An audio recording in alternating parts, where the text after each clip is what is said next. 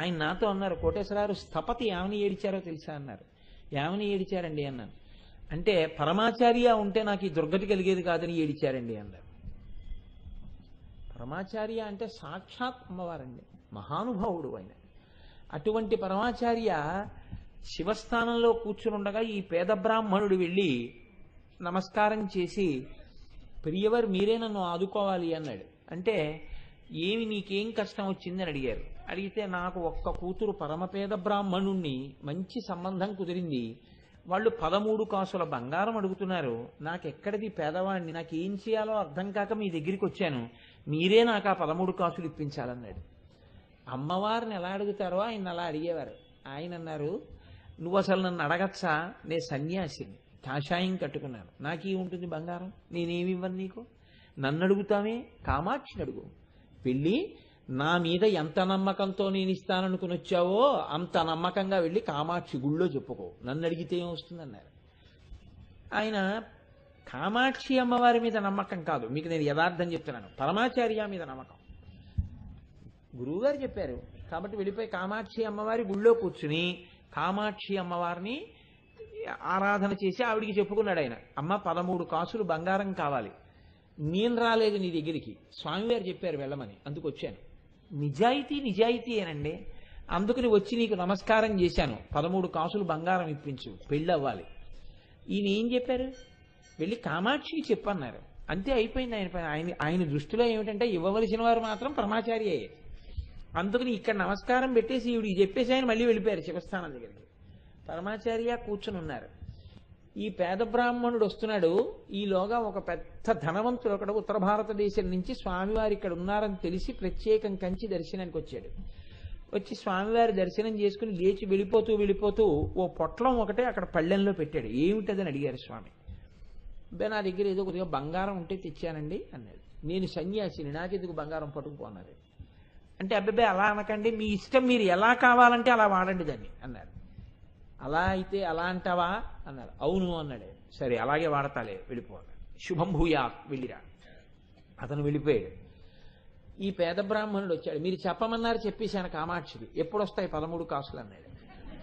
అంటే ఆయన నవ్వి అన్నారు, ఆ పళ్ళెంలో ఏముందో మూట విప్పి చూడన్నారు. విప్పి చూశాడు. స్వామి బంగారు కాసులు అన్నాడు. ఎన్నున్నాయి? 13.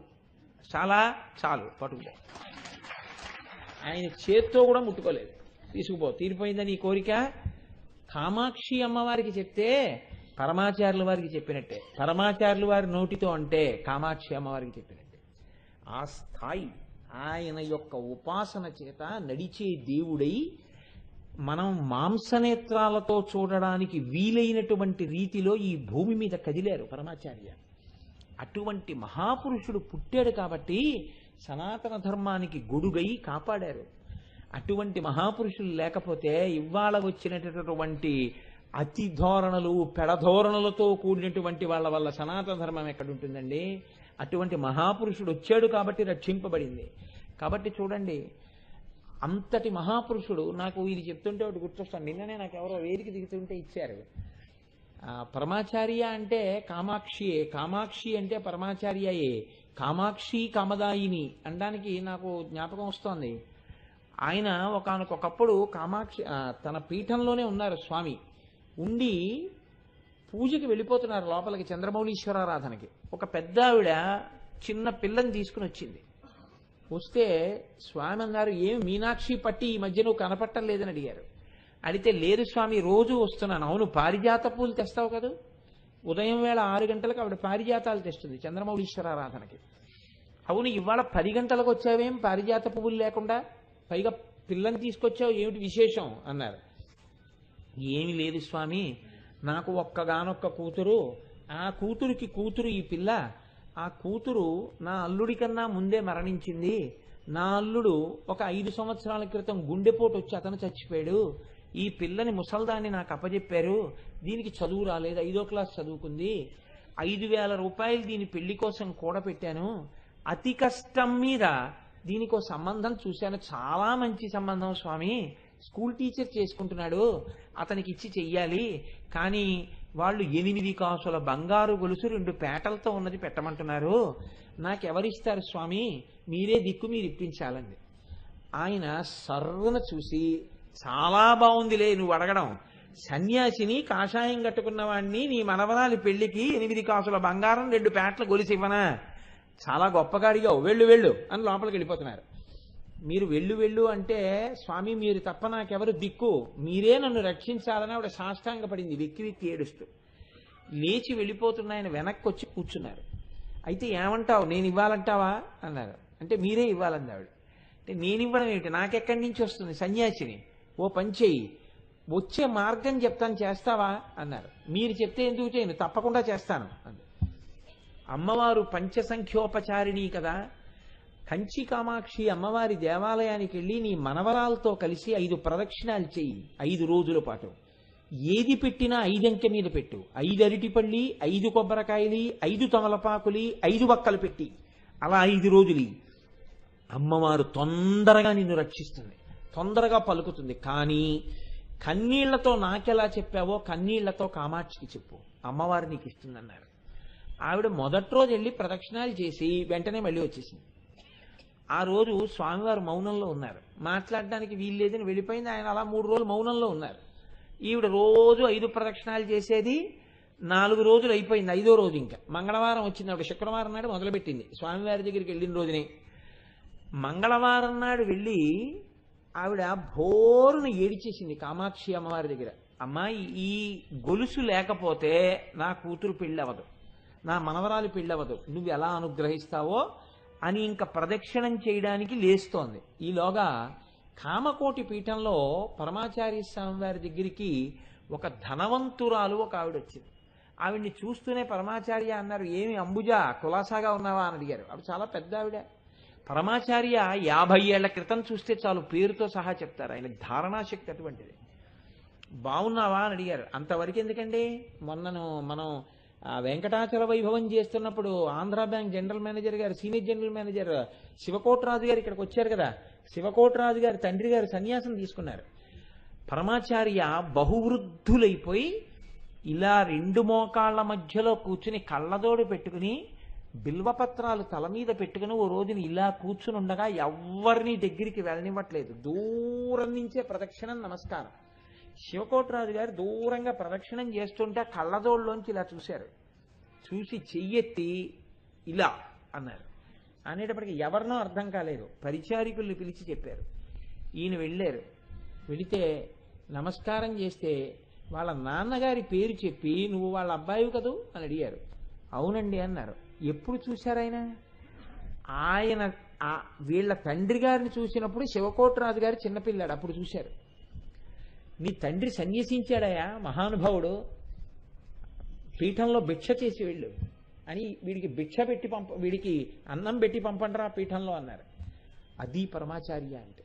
ఈ కన్నులు కాదు చూసేది, ఆయన తపశ్శక్తి అటువంటిది. కాబట్టి ఏమి అంబుజా కులాసాగా ఉన్నావా అన్నారు. ఆవిడ పెద్ద పెద్ద అరటిపళ్ళు అవి తీసి అక్కడ పళ్ళెంలో పెట్టి చాలా సంతోషంగా కనపడింది. నీ కోరిక తీరింది అనుకుంటాను, నువ్వు 2 నెలల క్రితం నా దగ్గరికి వచ్చినప్పుడు, స్వామి నా కూతురు కాపరం బాగులేదు, అల్లుడు విడిచిపెట్టి వెళ్ళిపోయాడు, వాళ్ళిద్దరూ కలిసి ఉండట్లేదని నా దగ్గర ఏడిచావు. ఈ కాపరాల సంగతి సన్యాసిని నాకు చెప్తే ఏమి, వెళ్ళి కామాక్షికి చెప్పని చెప్పాను. నీకు కూడా పంచసంఖ్యోపచారిణి కదా, కాపరం బాగుపడాలంటున్నావు కదా, 5 ప్రదక్షిణాలు చేసి 5 పళ్ళు పెట్టి 5 కాయలు ఇచ్చి 5 తమలపాకులు 5 వక్కలు ఇమ్మన్నాను. నీ కూతురు కాపరం నెరవేరిందేమో, సరియిందేమో అన్నారు. అవును స్వామి, నేను చాలా సంతోషంగా ఉన్నాను. ఎంత విచిత్రం అంటే, ఇక్కడ ప్రదక్షిణాలు పూర్తి చేసి ఇంటికి వెళ్ళాను, మా అల్లుడు వచ్చి, అత్తయ్య గారు తప్పైపోయింది, పిల్లని పంపించేయండి అని తీసుకెళ్లిపోయాడు కాపరానికి. ఆ భర్తేనా అని మా అమ్మాయి ఆశ్చర్యపోతోంది, పువ్వుల్లో పెట్టి కూర్చుకుంటున్నాడు. స్వామి మీకు కృతజ్ఞతలు చెప్దామని వచ్చానని. ఈ పళ్ళు ఏమిటి ఇంతంత పళ్ళు ఉన్నాయన్నారు. ఇవి మా పొలంలో స్వామి అందావిడ. ఆయన అన్నారు, నీ కోరిక తీర్చింది కామాక్షి, నాకు ఇస్తావు ఎందుకు ఆ పళ్ళు, ఆ పళ్ళన్నీ పట్టుకెళ్ళి కామాక్షికి అన్నారు. అంటే ఇన్ని పళ్ళు అక్కడికి పట్టుకెళ్ళి ఏమి ఇవ్వను స్వామి అందావిడ. పట్టుకెళ్ళి ఇవ్వడం అంటే అమ్మవారికి ఇచ్చి అక్కడ కూర్చో, గుళ్ళో వచ్చిన భక్తులందరికీ తలకో పండు పెట్టు, నాకెందుకు ఇవన్నీ పట్టుకుపోన్నారు. అయితే స్వామి నేను వెళ్ళి మళ్ళీ వస్తాను మీ దర్శనానికి అంది. వచ్చి తప్పకుండా పీఠంలో భోజనం చేసేళ్ళు అన్నారు ఆయన. ఆవిడ వెళ్ళిపోయింది. మళ్ళీ వెనక్కి రండి. అంతకుముందు 8 కాసుల బంగారు గొలుసు కోసం అని చెప్పి 5వ రోజు ప్రదక్షిణం చేస్తున్న ఆవిడ గుళ్ళో ఉంది. ఆవిడ ఏడిచి మనవరాల్ని తీసుకుని ప్రదక్షిణం చేస్తోంది. ఆ ప్రదక్షిణం చేస్తున్న టైంలో వెనకాతల మనవరాలు నడుస్తోంది. నడుస్తూ నడుస్తూ అకస్మాత్తుగా ఆవిడంది, అమ్మమ్మ అమ్మమ్మ అని అరిచింది. ప్రదక్షిణం చేస్తూ అమ్మమ్మ అమ్మమ్మ అని అరుస్తావు ఎందుకు అరుస్తున్నావు అంది. అమ్మమ్మ విచిత్రం ఏమిటంటే చూడు, గొలుసు దొరికింది నాకోటి అని గొలుసు ఇచ్చింది. ఆవిడ గొలుసు చూసి ఆశ్చర్యపోయి కొంగులో గబగబా మూట కట్టుకుని బయటికి వచ్చేసి అది పట్టుకుని ఆవిడ పీఠానికి వెళ్ళింది. వెళ్ళేటప్పటికీ పరమాచార్య కూర్చున్నారు. స్వామి నిజంగా ఏమి చెప్పారో ఆశ్చర్యం, అమ్మవారి దగ్గర ప్రదక్షిణం చేస్తుంటే మాకు కావలసిన గొలుసు దొరికింది స్వామి అని విప్పి చూపించింది. పరమాచార్య అన్నారు, అవును, నీకు 8 కాసుల గొలుసు కదా కావాలి, 2 పేటలుంది కానీ అది 8 కాసులు ఉందో లేదో అని చెప్పి నువ్వు దాన్ని ఇప్పటికే కంసాలి దగ్గరికి పట్టుకెళ్ళి తూకం కూడా వేయించొచ్చావు అవునా అని అడిగారు. అడిగితే ఆవిడ హతాశురాలైపోయి, అవును స్వామి నిజమే, అది 8 కాసులు ఉందో లేదో అని నేను కంసాల దగ్గర తూకం వేయించే వచ్చాను అంది ఆవిడ. ఓహో, ఆ గొలుసు నీకు దొరికినప్పుడు ఎన్నో ప్రదక్షిణం చేస్తున్నావు అని అడిగారు. 4వ ప్రదక్షిణం చేస్తున్నానండి అంది. నీకు నేను ఏం చెప్పాను, 5 చేయమన్నారు. గొలుసు దొరికాక 5వ ప్రదక్షిణం చేశావా? చేయలేదు. గొలుసు దొరికింది, కొంగులో మూట కట్టుకుని వచ్చాను. నిజం చెప్పు, నువ్వు కంసాలి దగ్గర ఈ గొలుసు తెగి కింద పడిపోయి ఉన్న దాన్ని అంటింపించావా లేదా? మళ్ళీ అతుకు వేయించాను స్వామి. అంటే ఎవరి మెడలోదో జారి పడిపోతే పట్టుకొచ్చావా లేదా? పట్టుకొచ్చాను స్వామి. 5వ ప్రదక్షిణం మానేసేసి వచ్చేసావా లేదా? వచ్చేసాను స్వామి. అలా కూర్చో, అక్కడ పెట్టి ఆ గొలుసు పళ్ళెంలో పెట్టి కూర్చుంది. అన్నీ చెప్పేసేవారండి ఆయన చూసినట్టు. కూర్చుంది ఆవిడ. ఈలోగా ఈ అంబుజ అన్న ఆవిడ ఏడుస్తూ వచ్చింది. స్వామి ఇంత సంతోషంగా వెళ్ళాను, కొంచెం బాధ కలిగిందండి. ఏ అంత ఐశ్వర్యవంతురాలు నీకు మళ్ళీ ఏం బాధ అన్నారు. స్వామి నా మెళ్ళలో ఉన్న 8 కాసుల గొలుసు 2 పేటలది అమ్మవారి గుళ్ళో జారిపోయిందండి. జారిపోతే నీకేం, అలాంటివి 800 గొలుసులు చేయించుకోగలవు కదా అన్నారు స్వామి. అందుకు కాదు స్వామి, నా కూతురు అల్లుడు కాపరం సరిదిద్దబడితే ఆ గొలుసు కామాక్షి అమ్మవారికి వేస్తానన్నాను, ఆ గొలుసు జారిపోయిందని బాధపడుతున్నాను అంది. ఓహో, ఇప్పుడు ఆ గొలుసు అంటుకుని పళ్ళెంలో ఉంది, ఇదే కదా చూడు అన్నారు. ఆవిడ చూసి స్వామి ఇది నా గొలుసే అంది. అని గబగబా తీసుకుంది. ఈ గొలుసు కోసం నించున్న ఆవిడ గబగబా లెంపలేసుకుని స్వామి నాది తప్పైపోయింది, అది ఆవిడ గొలుసు అంది.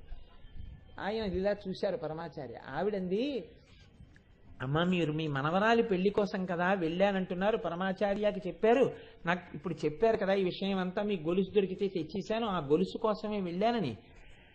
మీరు వెళ్ళి 5వ ప్రదక్షిణం పూర్తి చేసి రండి, ఈశ్వరుడు నాకు గొప్ప ఐశ్వర్యం ఇచ్చాడు, మిమ్మల్ని సాయంకాలం మీ ఇద్దరినీ తీసుకుని నేను బజారుకి వెళ్ళి 8 కాసుల 2 పేటల గొలుసు కొనివ్వడమే కాకుండా పెళ్లి ఖర్చులకి ఇంకో 5,000 కూడా ఇస్తాను అన్నారు.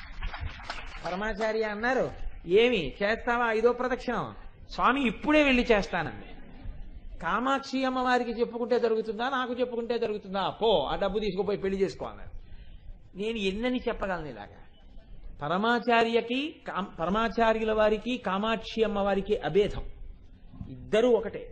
పరమాచార్య పాదములకు నమస్కారం చేస్తే నా దృష్టిలో కామాక్షి అమ్మవారికి నమస్కారమే. ఇద్దరు ఒకటైపోయారు వాళ్ళు. అయినా సనాతన ధర్మం సనాతన ధర్మమే. నాకు నమస్కారం పెట్టి నేను ఇప్పిస్తాననేవారు కాదు, మీ రోగాల్ని తగ్గిస్తాననేవారు కాదు. అమ్మవారి దగ్గరికి పంపేవారు. కామాక్షి అమ్మవారి దేవాలయానికి వెళ్ళండి అని చెప్పేవారు. అమ్మవారిని నమ్ముకోవడం ఈ జాతికి నేర్పారు పరమాచార్య. సనాతన ధర్మానికి పట్టుగొడుగై ఆయన శరీరం వెళ్ళిపోయినా మనం ఎలా బతకాలో, అమ్మవారిని ఆశ్రయించి మనం జీవిస్తే మన జీవితాలు ఎంత సంతోషంగా ఉంటాయో, ఏదైనా మనం తల్లికి చెప్పుకోవడం ఎలా నేర్చుకోవాలో నేర్పి చూపించినటువంటి మహాపురుషుడు పరమాచార్యుల వారంటే. కాబట్టి కామాక్షి కామదాయిని, ఆ తల్లిని మీరు నిజాయితీగా వెళ్ళి అమ్మ దగ్గర ఏడ్చినట్టు మీ కోరిక చాలా నిజమైన కోరిక అనుకుంటే అమ్మవారికి చెప్పుకున్న తర్వాత ఆ కోరిక తీరనిది ఉంటుందని నేను అనుకోవట్లేదు. ఎందుకని చెప్తున్నానంటే ఈ మాట, మీరు పరమాచార్య స్వామి వారి జీవితానికి సంబంధించిన పుస్తకాలని చదివినప్పుడు మీకు కొన్ని విషయాలు గోచరం అవుతాయి. ఎవరైనా వచ్చి స్వామి నాకు సన్యాసం తీసుకుందామని ఉంది అంటే, అలాగా పోయి మూక పంచశతి పారాయణ చేయి కామాక్షి గుళ్ళో అనేవారు. స్వామి నాకు ఇబ్బందిగా ఉంది, కామాక్షి గుళ్ళో కూర్చుని ఫలానా స్తోత్రం చదువుకో, దేనికైనా ఆయన చెప్పిన విరుగుడు కామాక్షి అమ్మవారి దేవాలయం. వెళ్ళి కామాక్షి అమ్మవారి గుళ్ళో కూర్చో. మనకి అక్కడే బజారులో మందు ఉంటుంది, ఆ మందు వేసుకుంటే మన రోగం తగ్గుతుంది, కానీ అది తెలియదు. వైద్యుడు చెప్తాడు ఈ మందు వేసుకొని, పావలా టాబ్లెట్ వేసుకునేటప్పటికి ఆ జబ్బు తగ్గిపోయింది. పావలా టాబ్లెట్ వేసుకుంటే తగ్గిపోయే జబ్బుతో బాధపడి డాక్టర్ గారి దగ్గరికి వెడితే డాక్టర్ గారు చెప్పి జబ్బు తీసేసినట్టు అటువంటి కామాక్షి అమ్మవారి దేవాలయం ఉండగా ఒక్కసారి అటువంటి తల్లిని ఏ కోరిక లేకుండా మనం కూడా ప్రదక్షిణం చేసి నమస్కారం చేసొద్దామని కామాక్షి అమ్మవారి దేవాలయానికి వెళ్ళి, కంచి అంత గొప్ప క్షేత్రం, ప్రపంచపటంలో 64,000 శక్తి స్థానముల దర్శనం చెయ్యలేకపోయినా కంచి కామాక్షి అమ్మవారి దర్శనం చేస్తే చాలు. అక్కడే తపో కామాక్షి, ఉత్తర భారతం నుంచి వచ్చి అన్నపూర్ణాదేవి అక్కడ ఉంది. అందుకే అక్కడికి వెళ్ళిన వాళ్ళకి అన్నం దొరకపోవడం అన్నది ఉండదు. అంత గొప్ప క్షేత్రం, ఎన్ని దేవాలయాలు. Kanchi is a town of temples అంటారు. అన్ని గుళ్ళు, ఆఖరికి చిత్రగుప్తుడికి కూడా అక్కడ దేవాలయం ఉంది కంచి. అంత గొప్ప దేవాలయం, అటువంటి క్షేత్రం, అంత గొప్ప కామాక్షి క్షేత్రం, అటువంటి కంచి క్షేత్రం. ఆ క్షేత్రం పేరు చెప్పుకుంటే చాలు, ఆ తల్లి పేరు చెప్పుకుంటే చాలు, పరమాచార్యుల వారి నామం చెప్పుకుంటే చాలు, మన పాపాలన్నీ కూడా పటాపంచలైపోతాయి. అటువంటి సర్వోత్కృష్టమైనటువంటి క్షేత్రం గురించి అటువంటి నామాన్ని అనుసంధానం చేసుకునేటటువంటి అదృష్టం మనకి ఇవాళ రాత్రి పౌర్ణమి చంద్రుడు ప్రకాశిస్తున్నాడు. అటువంటి ప్రకాశం ఉన్న సమయంలో ఇటువంటి నామం రావడం, ఆ తల్లి వైభవం గురించి చెప్పుకోవడం నిజంగా మన జీవితంలో అదృష్ట విశేషం. ఆ తల్లి అనుగ్రహం కలిగింది అనడానికి ఇంకింతకన్నా తార్కాణం అక్కర్లేదు. నేను సంతోషంగా తెలుసుకోవడానికి, అసలు సభలో కామాక్షి అమ్మవారి దర్శనం చేసుకున్న వాళ్ళు, కంచి వెళ్ళిన వాళ్ళు ఎంతమంది చెయ్యొద్దండి? బాగుంది, చాలా సంతోషమే. ఏదో తామర కొలంలాగా ఉంది. కానీ నేను మీకు మరోలా అనుకోకపోతే చెప్పే సలహా ఏమిటంటే, కంచి వెళ్ళని వాళ్ళు ఎవరైనా ఉంటే తప్పకుండా వెళ్ళండి. కంచి క్షేత్రం చూడడంతో పాటుగా తప్పకుండా కామకోటి పీఠంలోకి వెళ్ళండి. వెళ్ళి పరమాచార్య స్వామి వారి పరమాచార్యుల వారి యొక్క అధిష్టానాన్ని, పరమాచార్య స్వామి వారిని ఇప్పటికీ కూడా వ్యాక్సీ స్టాచ్యూ అంటారే అలా ఆయనది ఇలా నరాలు పైకి తేలి ఎలా కూర్చుని ఉంటారో అలాగే కూర్చున్న మూర్తి ఉంటుంది. అక్కడ తప్పకుండా నమస్కారం చేసిరండి. పరమాచార్య తిరిగినటువంటి ప్రదేశం దగ్గర తిరగడం మనకి చాలు, మన జీవితానికి అదృష్టహేతు. కాబట్టి తప్పకుండా కంచి దర్శనం చెయ్యండి. కాబట్టి అది కామాక్షి కామదాయిని దేవర్షి గణసంఘాత స్తూయమానాత్మ వైభవ. ఇప్పుడు అమ్మవారి యొక్క వైభవానికి సంబంధించినటువంటి ప్రకాశంలోకి వస్తున్నారు. ఎప్పుడు చేసినటువంటి స్తోత్రం, ఒకప్పుడని కాదు, అమ్మవారిని ఎప్పుడూ అందరూ స్తోత్రం చేస్తూనే ఉంటారు, అమ్మవారిని ప్రార్థన చేస్తూనే ఉంటారు. నిన్నటి రోజునే మీకు నేను ఈ విషయం చెప్పాను. ప్రార్థన అసలు ఎందుకు చేయాలండి అని అడుగుతుంటారు కొంతమంది ధూర్తులు. ప్రార్థన ఎందుకండి, పూజ ఎందుకండి అంటుంటారు. ఒక్కటే కారణం. మీరు చూడండి, మీకు పాపము ఉన్నది, పుణ్యము ఉన్నది. పాపమునకు ఫలితం ఎవడిస్తున్నాడో పుణ్యానికి ఫలితం కూడా వాడే ఇస్తున్నాడు అని నిన్నటి రోజున మీకు నేను చెప్పాను. వాడు పుణ్యానికి ఫలితం మీకు ఎలా ఇస్తున్నాడో పాపానికి ఫలితం కూడా అలా ఇచ్చేస్తాడు. ఇచ్చేసే ముందు మీరు ప్రార్థన అన్నది చెయ్యకపోతే వాడు మీ మీద దయ చూపించవలసిన అవసరం ఉండదు. వాడిలో ఉన్న మాతృత్వం మేల్కొనదు. వాడిలో ఉన్న అమ్మతనాన్ని మేల్కొలిపితే మీకు పడవలసినంత శిక్ష పడకుండా, ఏడవకుండా వాడు కాపాడతాడు. అది జరగాలి అంటే ప్రార్థన చేసి తీరాలి. కాబట్టి భగవంతుణ్ణి స్తోత్రం చెయ్యడం అనేటటువంటిది మహాజ్ఞానుల దగ్గర నుంచి సామాన్యుల వరకు అందరికీ ఉంటుంది. కానీ స్తోత్రం ఎలా చెయ్యాలో కూడా మనలాంటి వాళ్ళకి చేత కాదని శంకర భగవత్పాదులే శివానందలహరిలో, సౌందర్యలహరిలో మన పక్షాన ఆయనే శ్లోకాలు చేసి మాం మాం మాం అంటూ నేను నేను నేను అంటూ శ్లోకాలు చేశారు. నిజంగా ఆయన అనవలసిన మాటలు కావవి. పశుమాం సర్వజ్ఞ ప్రథిత కృపయా పాలయ విభో అంటారు శివానందలహరిలో. నేను పశువుని అంటారు. అది శంకర భగవత్పాదులు అనవలసిన మాట కాదు, కానీ మనం అనడం కోసమని ఆయన అన్నారు. ఆ శ్లోకం మనం చదివితే పశుమాం సర్వజ్ఞ, ఈశ్వర నేను పశువుని అని చెప్పుకున్నట్టయి ఈశ్వర కారుణ్యం మనకు కలుగుతుందని. అలాగే ఆయన అమ్మవారిని ప్రార్థన చేసేటప్పుడు స్నపయ కృపయా మామపి శివే అంటారు. మాం అపి, నన్ను కూడా తడిపేసేయమ్మా నీ చూపులతో అంటారు. నిజంగా ఆయనకి కాదు కావలసింది, మనకి. అందుకని స్తుతి, స్తోత్రం, ప్రార్థన ఈనాటిది కాదు, ఎప్పటినుంచో ఈ ప్రార్థన నడుస్తూనే ఉంది.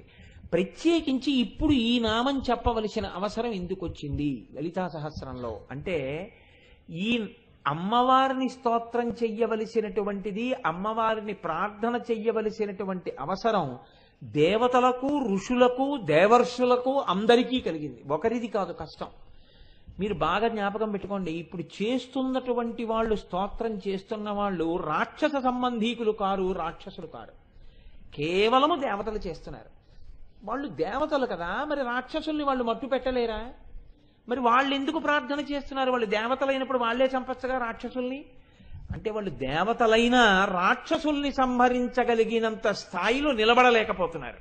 ఇప్పుడు నిలబడలేక వాళ్ళు ఏం చేస్తున్నారంటే అమ్మవారి యొక్క ఆవిర్భావాన్ని అడుగుతున్నారు. అమ్మా, నువ్వే వచ్చి భండాసురుణ్ణి నిర్జించాలి, భండాసురుణ్ణి చంపి మమ్మల్ని అందరినీ కాపాడాలని వాళ్ళు ప్రార్థన చేస్తున్నారు. ఇది బాహ్యం. మీరు లోపలికి వెళ్ళి చూడండి, ప్రతి వాడికి కూడా మంచి గుణం ఉంటుంది, చెడ్డ గుణం ఉంటుంది. పూర్తి చెడ్డవాడు లోకంలో ఎవ్వడూ ఉండడు. ఎంత చెడ్డవాడి యందు ఏదో ఒక చిన్న మంచి గుణం ఉంటుంది. కానీ వాడు తన యందున్న మంచి గుణాన్ని బాగా ప్రోధి చేసి అది ప్రకాశించేటట్టు చేసుకునే ప్రయత్నమునందు కొంచెం వైక్లభ్యమును పొందుతాడు. ఈ కంసాలి కొట్లో నిప్పు రాజేసేటప్పుడు ఊకలో నిప్పు పెట్టి గొట్టం పెట్టి దాన్ని ఊత్తారు. ఊస్తే నిప్పు రాజుకుంటుంది. అలా లోపలే ఉన్నటువంటి మంచి గుణములు నిలబడాలి అంటే చెడ్డ గుణముల వలన అవి పక్కకి తోయబడకుండా చూడాలి. ఇక్కడ మంచి గుణం ఉంటే చెడ్డ గుణం కూడా ఉంటుంది, రెండూ పక్క పక్కనే ఉంటాయి. చెడ్డ గుణములు విజృంభించి మంచి గుణములను పాడు చెయ్యకుండా ఉండాలి అంటే, ఈ మంచి గుణాలు పెరిగిపోయి చెడు గుణాలు తగ్గిపోవాలంటే, ఇక్కడే ఉన్న దేవతలు గెలిచి రాక్షసులు నిర్జింపబడాలంటే మీ ఒక ప్రయత్నం సరిపోదు. భగవంతుని యొక్క అనుగ్రహం మీ యందు ప్రసరించాలి. దీని కొరకు మీరు ప్రార్థన చేస్తూనే ఉండాలి. కేవలము ఏదో కోరిక కొరకే కాదు, మంచిగా నిలబడ్డానికి, మంచి జారిపోయి మీరు చెడు చేత ఆక్రమింపబడకుండా ఉండడానికి ప్రార్థన ఎప్పుడూ చేయాలి. ఎందుకో తెలుసా అండి? ఒక్కటే కారణం, ఎంత గొప్పవాడన్నవాడు కూడా ఎప్పుడో అప్పుడు గబ్బాలన జారుడు మెట్ల మించి జారిపోయేటటువంటి అవకాశం ఉంటుంది. అలా జారిపోకుండా ఉండాలంటే అమ్మవారు పట్టుకోవాలి, చెయ్య అంటే రోజు ప్రార్థన చేస్తే పొరపాటున కూడా అలాంటి తప్పు జరగకుండా ఆవిడ పట్టుకుని పైకెత్తి అలా నిలబెట్టి ఉంచుతుంది. జారిపోయేటప్పుడు చేయి పట్టుకుంటుంది ఆవిడ. మీరు చూడండి, లోకంలో ఎప్పుడూ ఒక మాట వినపడుతుంటుంది. తాతగారు కొడుకుని పట్టుకుని మనవడిని పట్టుకుని నడుస్తూ ఉంటాడు. నడుస్తుంటే మనవడు ఏం చేస్తాడంటే కాసేపటికి ఇలా అని ఆ తాతగారి చెయ్యి విడిపించేసుకుంటాడు. విడిపించేసుకుని తాత నే పట్టుకుంటానంటాడు. పట్టుకోమంటాడు తాతగారు. ఒక 2 నిమిషాలు ఆగిన తర్వాత అంటాడు, వదిలే నే పట్టుకుంటానంటాడు. అంటే మనవడు అంటాడు, ఎందుకు నేనే పట్టుకుంటాను నీ చెయ్యి అంటాడు. నిన్న మీకు నేను చెప్పాను, పాలల్లో నీళ్లు కలిస్తే నీళ్లలో పాలు కలిసినట్టు కాదా అని. తాతగారి చెయ్యి మనవడు పట్టుకుంటే తాతగారు మనవడిని పట్టుకున్నట్టు కాదా? ఒక్కనాటికి కాదు. ఎందుకో తెలుసా అండి? తాతగారి చెయ్యి పట్టుకున్న మనవడు ఎదురు దెబ్బ తగిలి పడిపోతే ఆ దెబ్బ తగిలి పడిపోయేటప్పుడు ఆ కంగారులో చెయ్యి వదిలేస్తాడు. అదే తాతగారు మనవడి చెయ్యి పట్టుకుంటే వాడు పడిపోకుండా తాతగారు పట్టుకుని ఉంచుతారు. తాతగారు వీడి చెయ్యి పట్టుకోవాలి తప్ప మనవడు తాతగారి చెయ్యి పట్టుకుంటే ఉపయోగం ఉండదు. మరి ఎందుకు తాతగారు అప్పుడప్పుడు వదలాలంటే, అలా పట్టుకుని నడిపిస్తూ ఉండడంలో వాడికి చెయ్యి నిప్పెట్టిందేమో అని కాసేపు వదిలి మళ్ళీ పట్టుకుంటూ ఉండాలి తప్ప మనవడు తాతగారి చెయ్యి పట్టుకోకూడదు, తాతగారే మనవడి చెయ్యి పట్టుకోవాలి. భార్య భర్త చెయ్యి పట్టుకోవాలి, భర్త భార్య చెయ్యి పట్టుకుని నడిపించాలి, భర్త భార్య చెయ్యి పట్టుకుని నడిపించాలి. భార్య భర్త చెయ్యి పట్టుకుని నడిపించడం అంటే అంత బాగుండదేమో. కాబట్టి దేవర్షిగణ సంఘాత స్తూయమానాత్మ వైభవ, ఈయన వయస్సులో కూడా పెద్దవాడు కాబట్టి అలా నడిపించగలిగిన దక్షత కలవాడై ఉండాలి అన్నది నా ఉద్దేశ్యం అంతే.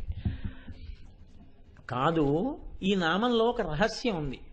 ఇప్పుడు దేవతలు ఋషులు అందరూ అమ్మవారిని ఆవిర్భవించమని ప్రార్థన చేస్తే అక్కడ ఉన్నటువంటి హోమగుండంలోంచి ఆవిర్భవిస్తున్నటువంటి లలితా పరాభట్టారికలాగే మీకు దేవతలు ఋషులు అందరూ కలిసి అమ్మవారిని ప్రార్థన చేసి మీకు అందించారు. ఎలా అందించారు? ఇప్పటికీ ప్రతి చోట ఆ దేవతలు ఉన్నారు, ఆ ఋషులు ఉన్నారు. కానీ ఆ దేవతల్ని ఆ ఋషుల్ని వాడుకోవడంలోనే ఉంటుంది.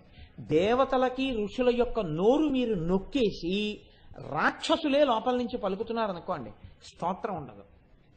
వాడెక్కడున్నాడో అక్కడ అల్లరి, కేకలు, ఆందోళన, ఇబ్బందులు, భయం ఉంటాయి. ఎక్కడ వీళ్ళు వాళ్ళని గెలిచారో అక్కడ దేవతా ప్రార్థన ఉంటుంది. ఎలా ఉంటుందో తెలుసా అండి? ఒక్కటే కారణం. మనకి అక్షులు 16, హల్లులు 34, ఒకటి సంఘాతాక్షరం ఛకారం. ఇప్పుడు ఈ 51 అక్షరాల్లోంచే సమస్త వాంగ్మయం వచ్చింది. ఋషిప్రోక్తమైనటువంటి వాంగ్మయం ఏదుందో అదంతా భగవత్ సంబంధమే అయి ఉంటుంది. భగవంతుడి గురించి మాత్రమే మాట్లాడతారు వాళ్ళు. ఒక రామాయణం అంతా భగవత్ సంబంధంతో ఉంటుంది, భారతం అంతా భగవత్ సంబంధంతో ఉంటుంది, భాగవతం అంతా భగవత్ సంబంధంతో ఉంటుంది. ఆ 51 అక్షరాలతోటే మత్తు సాహిత్యం ఉంటుంది. ఈ 51 అక్షరాలతోటే మీ జీవితాన్ని గోతిలోకి తోసేయగలిగినటువంటి ప్రసంగాలుంటాయి. ఈ 51 అక్షరాలతోటే మిమ్మల్ని నిచ్చెన ఎక్కించగలిగిన ప్రసంగాలుంటాయి. ఈ 51 అక్షరాలతోటే మీ జీవితానికి దిశానిర్దేశకత్వం చేయగలిగిన స్తోత్రం ఉంటుంది. ఈ 51 అక్షరాలతోటే మీ జీవితాన్ని ప్రమాదపుటంచుల్లోకి తోసేసుకునే మాటలుంటాయి. జిహ్వాగ్రే వర్తతే లక్ష్మి, జిహ్వాగ్రే మిత్రబాంధవాః, జిహ్వాగ్రే బంధనం ప్రాప్తి, జిహ్వాగ్రే మరణం ధ్రువం. నోటితో మాట్లాడినటువంటి మాట ఏదుందో అది లక్ష్మీ కటాక్షాన్ని ఇస్తుంది. ఈ మాట్లాడిన మాట చేత బంధనం నుంచి విడిపోతాడు. ఈ మాట్లాడిన మాట చేత భగవంతుణ్ణి చేరుకుంటాడు. మాట్లాడకూడని మాట మాట్లాడినటువంటి వాడు బంధనంలో, కారాగారంలో పడిపోతాడు. ఒక్కొక్కసారి ఆ మాట వల్ల మృత్యువు కూడా వస్తుంది. అంత ప్రమాదం వస్తుంది. కాబట్టి మాటయే చాలా ముఖ్యమైనది. ఈ మాట అన్నప్పుడల్లా మీరు గుర్తుపెట్టుకోండి, అక్షరముల యొక్క కూడిక. అక్షరములే పలుకుతారు ఎవరు పలికినా. కానీ నోరు ఉంది కదా, నాలిక ఉంది కదా అని ఎప్పుడూ నోటి నుంచి అశ్లీలమైన పలుకులే వస్తున్నాయి అనుకోండి, వాడిలో ఉన్నవాడు రాక్షసులే. ఎప్పుడూ రాక్షసులే పలుకుతుంటారంటే ఆ ఉపాధి యందు దేవతలు ఋషులు లేరు. వాళ్ళ నోరు నొక్కేశారు. కాబట్టి అయిందానికి కాందానికి ఈ వేలే లేస్తుంది. ఎప్పుడూ నోట్లోంచి అనకూడని మాటలే వస్తాయి. నోట్లోంచి ఎప్పుడూ ప్రమాదకరమైన మాటలే వస్తాయి. అవతల వారిని బాధ పెట్టే మాటలే వస్తాయి. ఒక్కటే కారణం, వాడి లోపల నుంచి దేవతలు ఋషులు మాట్లాడే అవకాశం లేదు. ఒకడు నోరు విప్పితే ఎప్పుడూ భగవత్ సంబంధమే వస్తుంటుంది. ఒక్కటే కారణం, వాడి యందు రాక్షసుల యొక్క పీక దేవతలు నొక్కేశారు. కారణం ఏమిటి? అమ్మవారి యొక్క అనుగ్రహం ఆ దేవతలకు ఉంది, లోపలున్న దేవతలకి. అక్షరములను పలికే అదృష్టాన్ని అమ్మవారు అందరికీ ఇచ్చింది. ఇప్పుడు నేను ఎలా మాట్లాడుతున్నానో మీరు అలా మాట్లాడగలరు. నేను లలితా సహస్రం ఎలా చదివానో మీరు అలా చదవగలరు. ఇప్పుడు నేను ఏం చెప్పానో అంతా యథాతథంగా చెప్పలేకపోయినా ఇందులో కనీసం కొంత ప్రసంగాన్ని మీరు మీ బిడ్డలకి మీ వారికి చెప్పగలరు. కానీ ఉండవలసినది మాత్రం ఒక్కటే. ఇప్పుడు మీరు ఏది విన్నారో అది మీ మనసుని హత్తుకుంటేనే మీకు చెప్పబుద్ధి వస్తుంది. మీరు బాగా గమనించండి. ఇదే సభలో కొంతమంది ఉంటారు. మీరు ఇంటికి వెళ్ళిన తర్వాత వాళ్ళ ధోరణి ఎలా ఉంటుందంటే, ఇక్కడ కూర్చుని ఉంటారు కానీ వాళ్ళ మనస్సు అంతా వేరొక చోట ఉంటుంది. వారు తర్వాత కూడా ఆ వ్యగ్రతతోటే ఉంటారు. ఇంటికి వెళ్ళాక కూడా వాళ్ళ మీద దీని ప్రభావం ఏమి ఉండదు, అదే మాట్లాడుతూ ఉంటారు, ఆ వ్యగ్రతతోనే ఉంటారు. ఎందుకు ఇక్కడికి వచ్చి కూర్చుంటారు అంటే, ఎక్కడో ఈశ్వరానుగ్రహం ఉండి దేవాలయంలో కొంతసేపు కూర్చుంటూ ఉంటారు అంతే. అంతకు మించి దానికి ప్రయోజనం ఉంటుందా అంటే ఉంటుందని నేను అనుకోను. మనసు రమించింది అనుకోండి, అది ఎలా ఉంటుందో తెలుసా అండి? మీరెవరికో ఒకరికి చెప్పకుండా ఉండలేదు. మీకు నేను ఒక్కటే ఉదాహరణ చెప్తాను. నేను ఇంటికి వెళ్ళాక మా అబ్బాయి ఫోన్ చేశాడు అనుకోండి, నాన్నగారండి నాకు ఒక గొప్ప ఇంటర్నేషనల్ కంపెనీలో ఉద్యోగం వచ్చింది, అసలు నేను అనుకోలేదు నాన్నగారండి, అటువంటి జాబ్ వచ్చింది అని చెప్పాడు అనుకోండి. అప్పుడు నేను వెంటనే ఆహా చాలా సంతోషం అని ఫోన్ పెట్టేసి వెళ్ళి మామూలుగా ఎప్పుడు పడుకున్నట్టు పడుకుంటానని మీరు అనుకుంటున్నారా? నేను అలా పడుకోను. వెంటనే ఏమో విన్నావా శుభవార్త, మన వాడికి గొప్ప ఉద్యోగం వచ్చింది. అప్పుడు అది కూడా సంతోషపడిపోతుంది. అప్పుడు మా బిడ్డని లేపి మా అమ్మాయికి చెప్తాం. ఇప్పుడు ముగ్గురం కలిసి ఆనందం తట్టుకోలేక 10 అయితే ఏంది కానీ ఏమనుకోరు. ఓసారి గోపాలకృష్ణ గారికి ఫోన్ చేసి చెప్తాం. గోపాలకృష్ణ గారికి ఫోన్ చేసి, గోపాలకృష్ణ గారు మా అబ్బాయికి ఇలా తెలియదు, గురుగారు చాలా సంతోషం అండి. గోపాలకృష్ణ గారు పొంగిపోతారు. ఇప్పుడు గోపాలకృష్ణ గారు సంతోషిస్తే ఆయన ఫోన్ చేసి ఇంకోళ్ళకి చెప్తారు, 11 అయింది ఇప్పుడు ఎందుకండి అంటే, అలా కాదులే వెళ్ళి చెప్పి రావాలి దొరగారికి. ఓసారి దొరగారి ఇంటికి వెళ్ళి, దొరగారు మా వాడికి ఒక గొప్ప ఉద్యోగం వచ్చింది. ఎందుకు చెప్పావు? నీ మనసుని పట్టింది, చెప్పకుండా ఉండలేకపోయావు. నీ మనసుకు పట్టకపోతే వెళ్ళి పడుకుంటావు. నీ మనసుకు పట్టిందని గుర్తేమిటి? నువ్వు ఇంకొకళ్ళతో పంచుకుంటున్నావు. అదే అగ్ని పరీక్ష. పట్టనది పంచుకో, పట్టుకున్నది పంచుకోకుండా ఉండలేవు. కాబట్టి దేవర్షి గణ సంఘాత స్తూయమానాత్మ వైభవ, ఇంట్లో చంద్రశేఖర పరమాచార్య స్వామి వారి యొక్క అనుగ్రహ భాషణాలు పుస్తకం ఉంది, కంచికామకోటి లీలలు పుస్తకం షెల్ఫ్లోనే ఉంది. వీడికి 40 ఏళ్ళు వచ్చాయి, 50 ఏళ్ళు వచ్చాయి, 60 ఏళ్ళు వచ్చాయి, 70 ఏళ్ళు వచ్చాయి. ఆ పుస్తకం వీడు ఎప్పుడు చదవలేదు.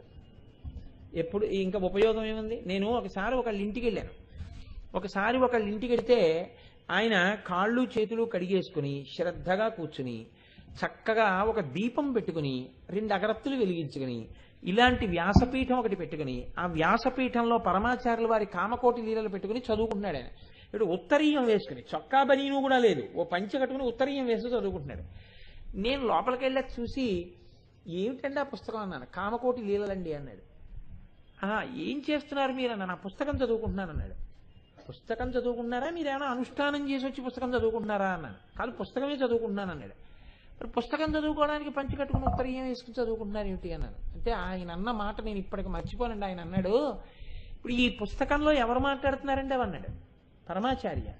పరమాచార్య మాట్లాడుతున్నప్పుడు నేను పరమాచార్యుల వారి దగ్గర ఉన్నట్లు కదండి. పరమాచార్యుల వారి దగ్గర నేను ఉన్నప్పుడు వారు ఎత్తైన దాని మీద కూర్చుని మాట్లాడుతూ ఉండాలి. జగద్గురువుల సన్నిధానంలో ఉన్నాను కాబట్టి నేను ఉత్తరీయం వేసుకుని కదా కూర్చుని ఉండాలి. అందుకని దీపం పెట్టి అగరత్తులు పెట్టుకుని చదువుకుంటున్నానండి అన్నాడు. నీకు అనుగ్రహం కలుగుతుంది రా అనుకున్నాను. యద్భావం తద్భవతి. మీ మనసు ఎలా ఉందో మీకు అలా ఉంటుంది. కామకోటి లీలలు ఇలా పెట్టి మీరు తాగేసిన ఎంగిలి కాఫీ కప్పు అక్కడే పెడితే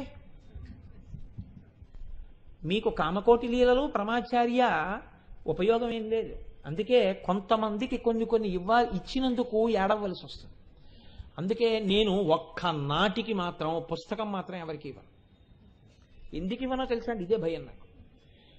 చదవమని ఇచ్చామో ఎక్కడ పెడతారో అని భయం నాకు. అందుకే పుస్తకం ఎవరికైనా ఇచ్చాను అంటే నేను బాగా పరిశీలనం చేసి వీళ్ళకి పుస్తకం ఇవ్వచ్చు అని నమ్మాకే పుస్తకం ఇచ్చానని గుర్తు. నా ప్రావిడెంట్ ఫండ్ రాసి ఇచ్చేయమంటే ఇచ్చేస్తాను, కానీ కామకోటి లీలల పుస్తకం మాత్రం నేను ఇవ్వను. ఆ కామకోటి లీలల పుస్తకం అలా పెడతాడు జాగ్రత్తగా. నడిచే దేవుడు పుస్తకం ఇస్తే అంత జాగ్రత్తగా పెడతాడని నాకు నమ్మకం ఉంటేనే ఇస్తా. ఆ గౌరవం లేనివాడికి కొన్ని ఒక్క నాటికి ఇవ్వకూడదు. మీ ఇంట్లో రామాయణం ఉంటే వాల్మీకి ఉన్నారండి. మీ ఇంట్లో భాగవతం ఉంటే వ్యాసుడు ఉన్నాడు, పోతన గారు ఉన్నారు. మీరెంత గౌరవిస్తున్నారన్నది తెలియాలి. మంచం మీద పుస్తకం ఉంటే ఇంకెందుకండి, అది దిక్కుమాలించదు. పుస్తకం అయిపోగానే షెల్ఫ్లో పెట్టేయాలంతే. చదవడం అయిపోగానే షెల్ఫ్లో పెట్టాలి. పుస్తకాన్ని పెడితే పీట వేసి పుస్తకం పెట్టిన పెద్దలు నాకు తెలుసు. పీట వేసి పెట్టుకుంటారు. పెట్టుకుని 2-3 పుస్తకాలు చదువుతుంటే 2 పుస్తకాలు పీట మీద పెట్టుకుని చదువుకుంటారు. మళ్ళీ ఇందులోంచి ఇంకోటి చదవవలసి వస్తే పీట మించి తీస్తారంటే పీట వేయకుండా కింద పెట్టరు. అసలు పుస్తకాన్ని కింద పెట్టకూడదు. అంత పరమ పవిత్రమైనటువంటి స్థితి మనది. ఉపాసన అంటే అలా ఉంటుంది. కాబట్టి దేవర్షిగణ సంఘాత స్తూయమానాత్మ వైభవ, నీలోనే ఉన్నారు దేవతలు. నువ్వు ఎలా మాట్లాడుతున్నావు అక్షరాలు? ఒక్క మాట మాట్లాడితే ఎన్ని అశ్లీలమైన మాటలు నోటి వెంట ఎందుకు వస్తాయని మాటలు. అది అక్షర సంఘాతం. అమ్మవారు చూస్తోంది నువ్వు ఎలా మాట్లాడుతున్నావో, దేనికి ఉపయోగిస్తున్నావో చూస్తోంది ఆవిడ. వేరొక జన్మలో మాట్లాడే అవకాశం లేని జన్మిస్తే తెలుస్తుంది ఆ బాధ ఏమిటో. కాబట్టి అది నువ్వు గుర్తెరగడం దాని యొక్క ప్రయోజనం. ప్రతి అక్షరము అమ్మవారు స్మా. కాబట్టి 16 అచ్చులు దేవతల యొక్క గణాలు, 34 హల్లులు ఋషులు, ఒక్క సంఘాతాక్షరం చకారం అంత గొప్పది. ఈ 51 అక్షరాలు దేవతలు ఋషులై ఉన్నాయి. ఇందులో నువ్వు ఏ అక్షరాన్ని తప్పుగా ఉపయోగిస్తావు? నువ్వు కాని ఉపయోగించావో ఒక్క అచ్చుని కాని హల్లుని కాని అలా ఉపయోగిస్తే నువ్వు ఒక ఋషిని కాని దేవతని కాని బాధ పెట్టిన పాపం నీ ఖాతాలో వేస్తారు. నువ్వు చేసే 1/2 గంట పూజ నేను రక్షిస్తున్నప్పుడు ఈ పాపాల ముందు వాక్కు ఇవ్వడం ఎంత గొప్పదో వాక్కుని జాగ్రత్తగా మాట్లాడడం అంత గొప్పది, ఉపయోగించడం అంత గొప్పది. అందుకని వాక్కు విషయంలో జాగ్రత్తగా ఉండు అని అన్యాపదేశంగా చెప్పడం దేవర్షిగణ సంఘాత స్తూయమానాత్మ వైభవ. ఇప్పుడు అమ్మవారి యొక్క యుద్ధాన్ని ప్రారంభం చేస్తున్నారు. అమ్మవారు ఎందుకు ఆవిర్భవించిందండి? ఇప్పుడు ఈ దేవతలందరూ స్తోత్రం చేస్తే వాళ్ళు కష్టంలో స్తోత్రం చేశారు. అమ్మా, భండాసురుడు మమ్మల్ని అందరినీ బాధ పెడుతున్నాడు, నువ్వు ఈ హోమగుండంలోంచి ఆవిర్భవించి భండాసురుణ్ణి మట్టు పెట్టాలి, అందుకని నువ్వు అమ్మా ఆవిర్భవించాలని అడిగారు. ఇప్పుడు ఆ తల్లి ఆవిర్భవించింది. దీనికి కారణమేమి మళ్ళీ చెప్తున్నారు. భండాసురవధోద్యుక్త శక్తిసేనా సమన్విత. భండాసురుణ్ణి వధించగలిగినటువంటి సమస్తమైనటువంటి శక్తులు ఏ ఉన్నాయో అవన్నీ అమ్మవారి వైపుకున్నాయి. అంటే అమ్మవారి చేత వధింపబడవలసినటువంటి శక్తులన్నీ ఎవరి దగ్గర ఉన్నాయి? భండాసురుడి దగ్గర ఉన్నాయి. అంటే మీకు ఒక్కటే గుర్తు, ఇప్పుడు ఎర్ర సిరా కలం మీ చేతికి ఇచ్చేసి గీత కొట్టేశారు. పాపం చేసిన వాళ్ళందరూ భండాసురుడితో ఉన్నారు, అమ్మవారి అనుగ్రహం పొందిన వాళ్ళందరూ అమ్మవారితో ఉన్నారు. ఆవిడ వచ్చిందే భండాసురుడిని చంపడానికి, కాబట్టి ఆవిడ వచ్చిందంటే భండాసురుడు చచ్చిపోతాడు. ఇది బాహ్యం. అది పెద్ద విశేషం కూడా అని నేను అనుకోవట్లేదు. ఎందుకంటే అమ్మవారిని అలా ప్రార్థన చేసిన తర్వాత ఆవిడ వచ్చిందంటే చచ్చిపోతాడు అంతే భండాసురుడు. దానికి పెద్ద వివరణ ఎందుకండి? దానికి పెద్ద వివరణ అక్కర్లేదు. లలితా సహస్రనామ స్తోత్రాన్ని హయగ్రీవుడంతటి మహాపురుషుడు మహానుభావుడు అగస్త్యుడికి ఉపదేశం చేశాడంటే దానిలో ఉన్న రహస్యాన్ని చూడడం మీకు అవసరం. భండాసురుడు అంటే ఎక్కడో ఉన్నాడు అనుకోకండి, ఎప్పుడో జరిగితే మీరు బాగా జ్ఞాపకం పెట్టుకోండి. ఎప్పుడో జరిగినది చరిత్ర. దాన్ని దేని బట్టి చెప్తారంటే భూమిలో దొరికిన రాళ్లు బట్టిని, ఎక్కడో గోడల్లో దొరికిన మేకుల్ని బట్టి చరిత్ర చెప్తారు. లలితా సహస్రనామ స్తోత్రము చరిత్ర కాదు. చరిత్ర చెప్పుకుంటే మీకు ఉపయోగం లేదు. కృష్ణదేవరాయల వారు కంచి క్షేత్రానికి గోపురం కట్టించారు అని నేను మీకు చెప్పాను అనుకోండి, దానివల్ల మీకు ఉపయోగం ఏముండదు. కట్టించిన రాయల వారికి వస్తుందేమో పుణ్యం, మీకు నాకు వచ్చేది ఏముండదు. చరిత్ర చరిత్రే అంతే. రాయల వారికి 2 పెళ్ళాలు ఉన్నారు అని నేను చెప్పాను అనుకోండి, అది చరిత్ర అంతే. కానీ భండాసురుణ్ణి అమ్మవారు చంపింది అని చెప్పాను అనుకోండి, లేదా భండాసురుణ్ణి చంపడానికి అమ్మవారు వచ్చింది అన్ని శక్తులతో కలిసి ఉంది ఇప్పుడు ఆవిడ అన్నాను అనుకోండి, అది చరిత్ర కాదు. చరిత్ర కాకపోతే ఇప్పుడు మీకెలా పనికొస్తోంది ఆ నామం? అది విచారణ చేయడమే గురూపదేశం. అందుకే లలితా సహస్రం గురూపదేశం అనడానికి కారణం ఏమిటంటే, ఇందులో ఏ ఒక కోణమైనా మీకు అందితే మీ పొరపాటు మీకు గుర్తొచ్చేస్తుంది. భండాసురుడు అనగా ఎవరు అంటే శోణితపురమునందు ఉంటుంటాడు ఆయన. శోణితపురమునందుండి తాను తప్ప తనని ఆశ్రయించిన వారు తప్ప అన్యులు సుఖపడకుండా చూస్తూ ఉంటాడు. మీకు మొట్టమొదటి రోజే చెప్పాను నేను భండాసురుడి ఆవిర్భావం గురించి, బ్రహ్మాండ పురాణం గురించి. కాబట్టి శోణితపురమునందు భండాసురుడు ఉండడము అంటే ఎక్కడ ఉంటాడండి? శోణితపురము అంటే రక్తమాంసాలు. రక్తమాంసాలలో ఉన్న భండాసురుడు ఎవరు? మీరని నేను అనలేను, కానీ మీ వంటి జ్ఞానుల్ని నేను. కాబట్టి రక్తమాంసములతో కూడినటువంటి ఈ దేహమునందే ఉన్నటువంటి నేను. భండ అన్న శబ్దానికి అర్థం ఏమిటో తెలుసా అండి? చాలా తేలిగ్గా చెప్పాలంటే, పరమశివుడు తన 3వ కంటి మంటతో మన్మధుణ్ణి కాల్చినప్పుడు కింద పడిపోయినటువంటి తెల్లని బూదితోటి చిత్రకర్మ అనబడేటటువంటి ఒక గణపతి, అంటే గణముల యొక్క నాయకుడు ఒక ఆయన. గణపతి అంటే వినాయకుడు అనుకున్నారు. ఒక గణపతి ఒక మూర్తిని చేస్తే, ప్రాణప్రతిష్ఠ చేస్తే బ్రహ్మగారు వచ్చి భండా అని పిలిచారు ఆయన. భండుడంటే సిగ్గులేనివాడు. ఒక్క మాట చెప్పాలంటే సిగ్గులేనివాడు అంటే మీరు ఒకటి జ్ఞాపకం పెట్టుకోండి. సిగ్గులేనితనము అంటే నా ఉద్దేశంలో ఏదో ఆయన ఉండవలసిన రీతిలో ఉండనివాడు కాడు అని కాదు. ఎరా నీకు సిగ్గు లేదురా, ఎన్ని మాటలు చెప్పినా నీకు ఇన్ని మార్కులే వస్తున్నాయి అంటారు. మార్కులు రావడానికి సిగ్గుకి సంబంధం ఏంటండి? అంటే సిగ్గు లేనివాడు అంటే ఏమిటో తెలుసా? మీరు తెలుసుకోవలసిన విషయాన్ని తెలుసుకోని ఎన్ని మాటలు చెప్పినా తెలుసుకోవడానికి యోగ్యమైనటువంటి అన్ని స్థితులు మీకు కల్పింపబడి ఉన్నా అది తప్ప మిగిలినవన్నీ అనుభవించేవాడు, ఇది వదిలేసేవాడు, వాడు సిగ్గుపడవలసిన వాడు కదండి. సిగ్గు లేదమ్మా నీకు అంటారు. సిగ్గు లేదమ్మా అంటే చెయ్యకూడని పని చేసింది, చిన్న పని అనుకోండి, అది అలా ఎందుకు చేసావు, అలా చేయకుండా ఉండాల్సిందంటారు. అది పెద్ద తప్పు అనుకోండి, సిగ్గులేని పని చేసావు నువ్వు అంటారు.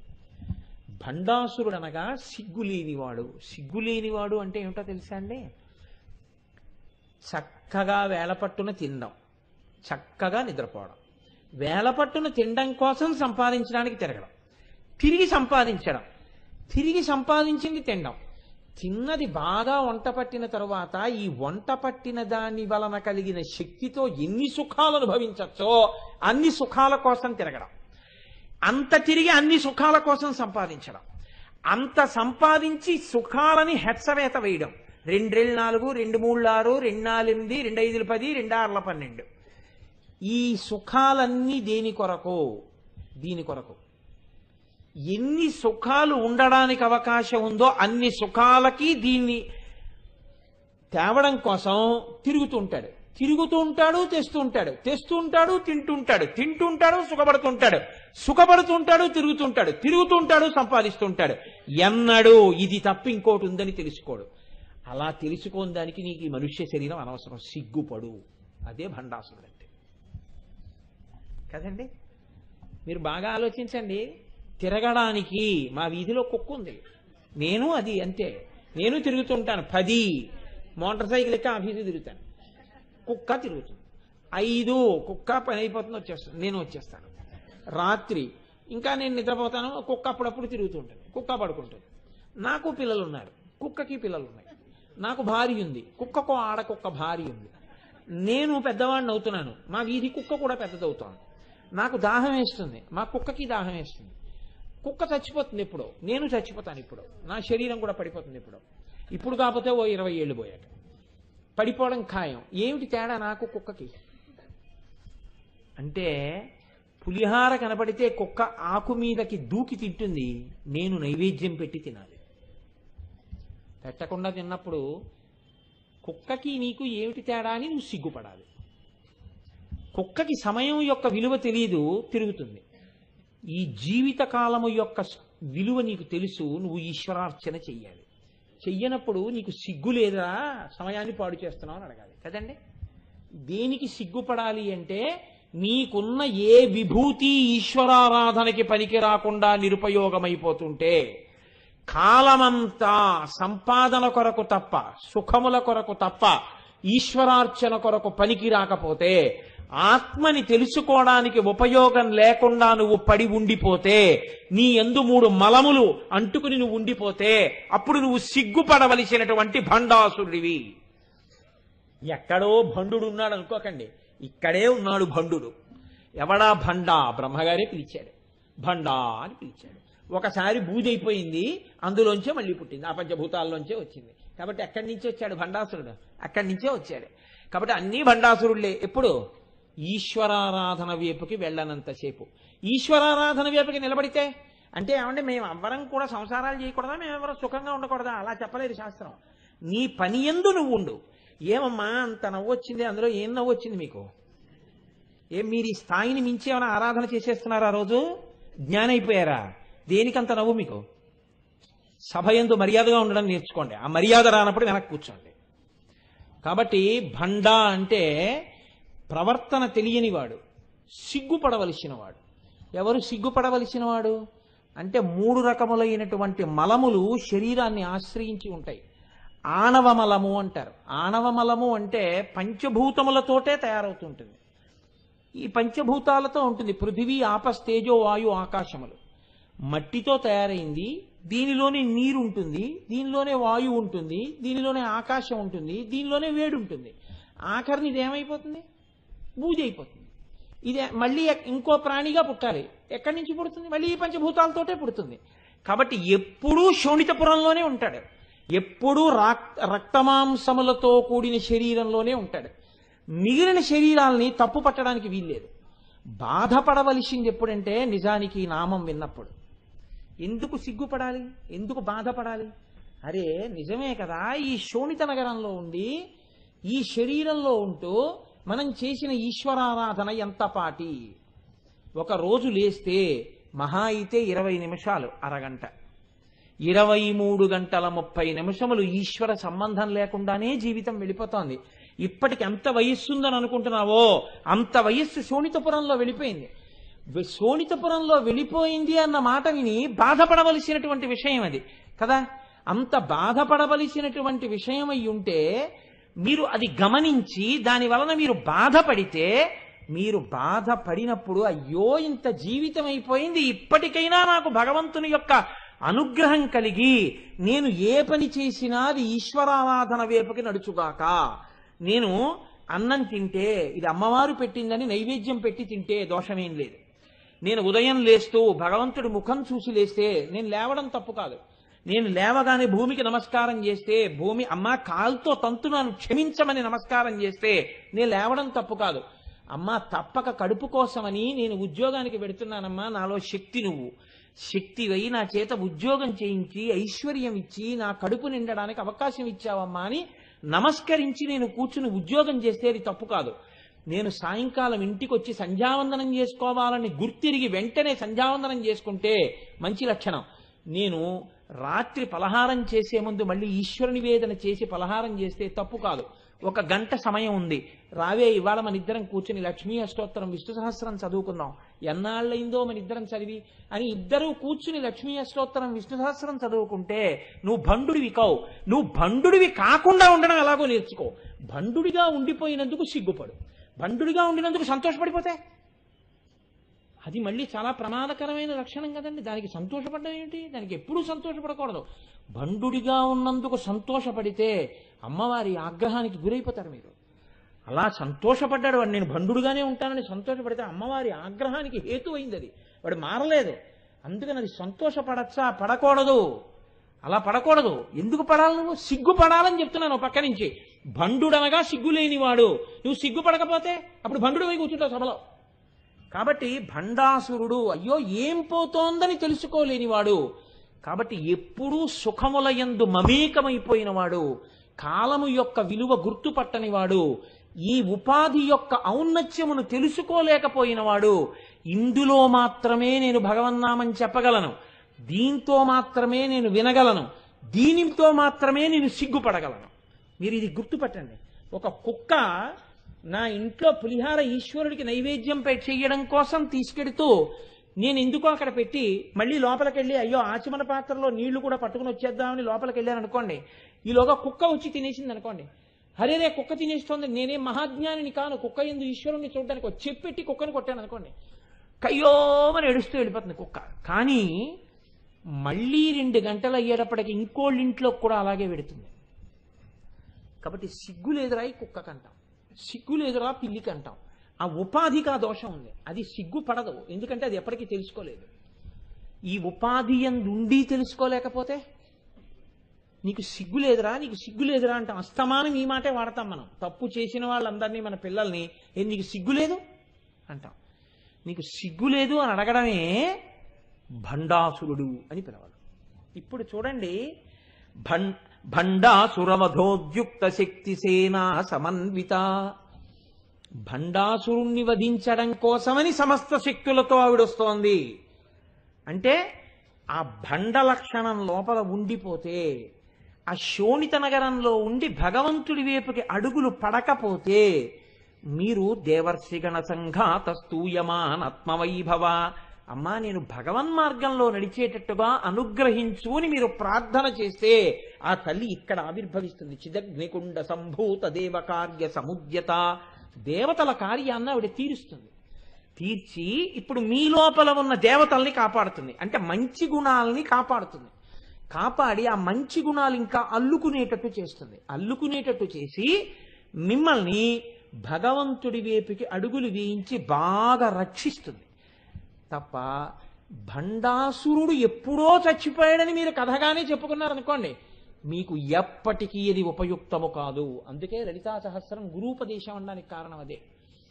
కాబట్టి ఇప్పుడు ఆణవమలము ఒకటి తెలుసుకున్నారు. అందులోనూ పంచభూతాలే, కుక్కలో ఇందులోనూ పంచభూతాలే. అది సిగ్గుపడవలసిన పని దానికి లేదు. కానీ నాకు సిగ్గుపడవలసినటువంటి పని ఉన్నది. అందుకని నేను సిగ్గుతో బతకాలి. ఒక తప్పు చేస్తే ఒకళ్ళు పట్టుకున్నారా లేదా కాదు, లోపల ఈశ్వరుడు చూస్తున్నాడు, నేను సిగ్గుపడాలి. నీకు ఆ లక్షణం లేదు, నువ్వు భండుడివి. ఇప్పుడు మీ ముందుకు తీసుకొచ్చి నామంతో అద్దం పెట్టేసింది శాస్త్రం. అమ్మవారు వసిన్యాది దేవతలతో చెప్పించడానికి కారణం అది. నేను ఏ తప్పులు చేస్తున్నానో మీకు తెలియకపోవచ్చు. నేను ఇవాళ ఇలా పంచకట్టుకుని మీ ముందు ఇంత పవిత్రంగా కూర్చుని చెప్తున్నాను కాబట్టి నేను ఉపన్యాసం చెప్పేగానే వచ్చి మీ అందరూ నా కాళ్ళకి నమస్కారం చేస్తారు. నా యందు తప్పులు ఏమైనా ఉన్నాయనుకోండి, నేను ఆ బలహీనతల నుంచి బయటికి రాలేకపోతున్నాను అనుకోండి, మీకు చెప్పడం కాదు, ఇది నమ్ముకుని నేను ఈశ్వరుడికి చెప్పుకోవాలి. ఈశ్వర, నాకు ఆ బలహీనత లేకుండా చేసేయి, అక్కడ బలంగా నన్ను తయారు చేయి, నేను అలా లొంగిపోకుండా నన్ను కాపాడు అని నేను ఈశ్వరుడికి చెప్పుకోవాలి. అది దేవర్షిగణ సంఘాత స్తూయమానాత్మ వైభవ. నేను అలా చెప్పుకున్నాను అనుకోండి నిజాయితీగా ఆవిడ నన్ను భండుణ్ణి కానివ్వదు, ఆవిడ నన్ను దేవతం చేస్తుంది. అంటే ఇప్పుడు నా కోసం రాక్షస గుణాలని చంపుతుంది తప్ప ఆవిడ నన్ను చంపదు. ఒక్కటే గుర్తుపెట్టుకోండి, భండుడిగా మీరు అమ్మవారి ముందు నిలబడితే మీరు సిగ్గుపడక్కర్లేదు, కానీ నిర్జింపబడతారు. భండుడిగా కాకుండా దేవతలుగా అమ్మవారి పక్కన నిలబడితే భండుడు నిర్జింపబడతారు, మీరు దేవతాగణాలయ అమ్మవారి అనుగ్రహం కలుగుతుంది. దీనికి మీరు సిగ్గుపడాలంతే. ఈ నామం గొప్పతనం ఏమిటంటే, ఈ నామం చెప్పగానే సిగ్గుపడు. దేనికి సిగ్గుపడతావు? తప్పులు లేవా నీ యందు? ఉన్నాయి, ఏవో తప్పులున్నాయి. ఏదో ఒక తప్పు, నా యందు బలహీనత ఉంది, నిజమే, నాకు ఎందుకు తెలియట్లేదు, శోణితపురంలో ఉన్నాను, రక్తమాంసాల్లో ఉన్నాను, ఆ తల్లి కదా నన్ను ఉంచింది. నిజంగా ఇందులో ఏముంది? కోసి చూస్తే పుల్లటి కంపు వచ్చే మాంసం, నెత్తురు, ఎముకలు, మజ్జ, చర్మము, అస్థి, శుక్ల, మేధ, ఈ పదార్థములతో ఉంటుంది.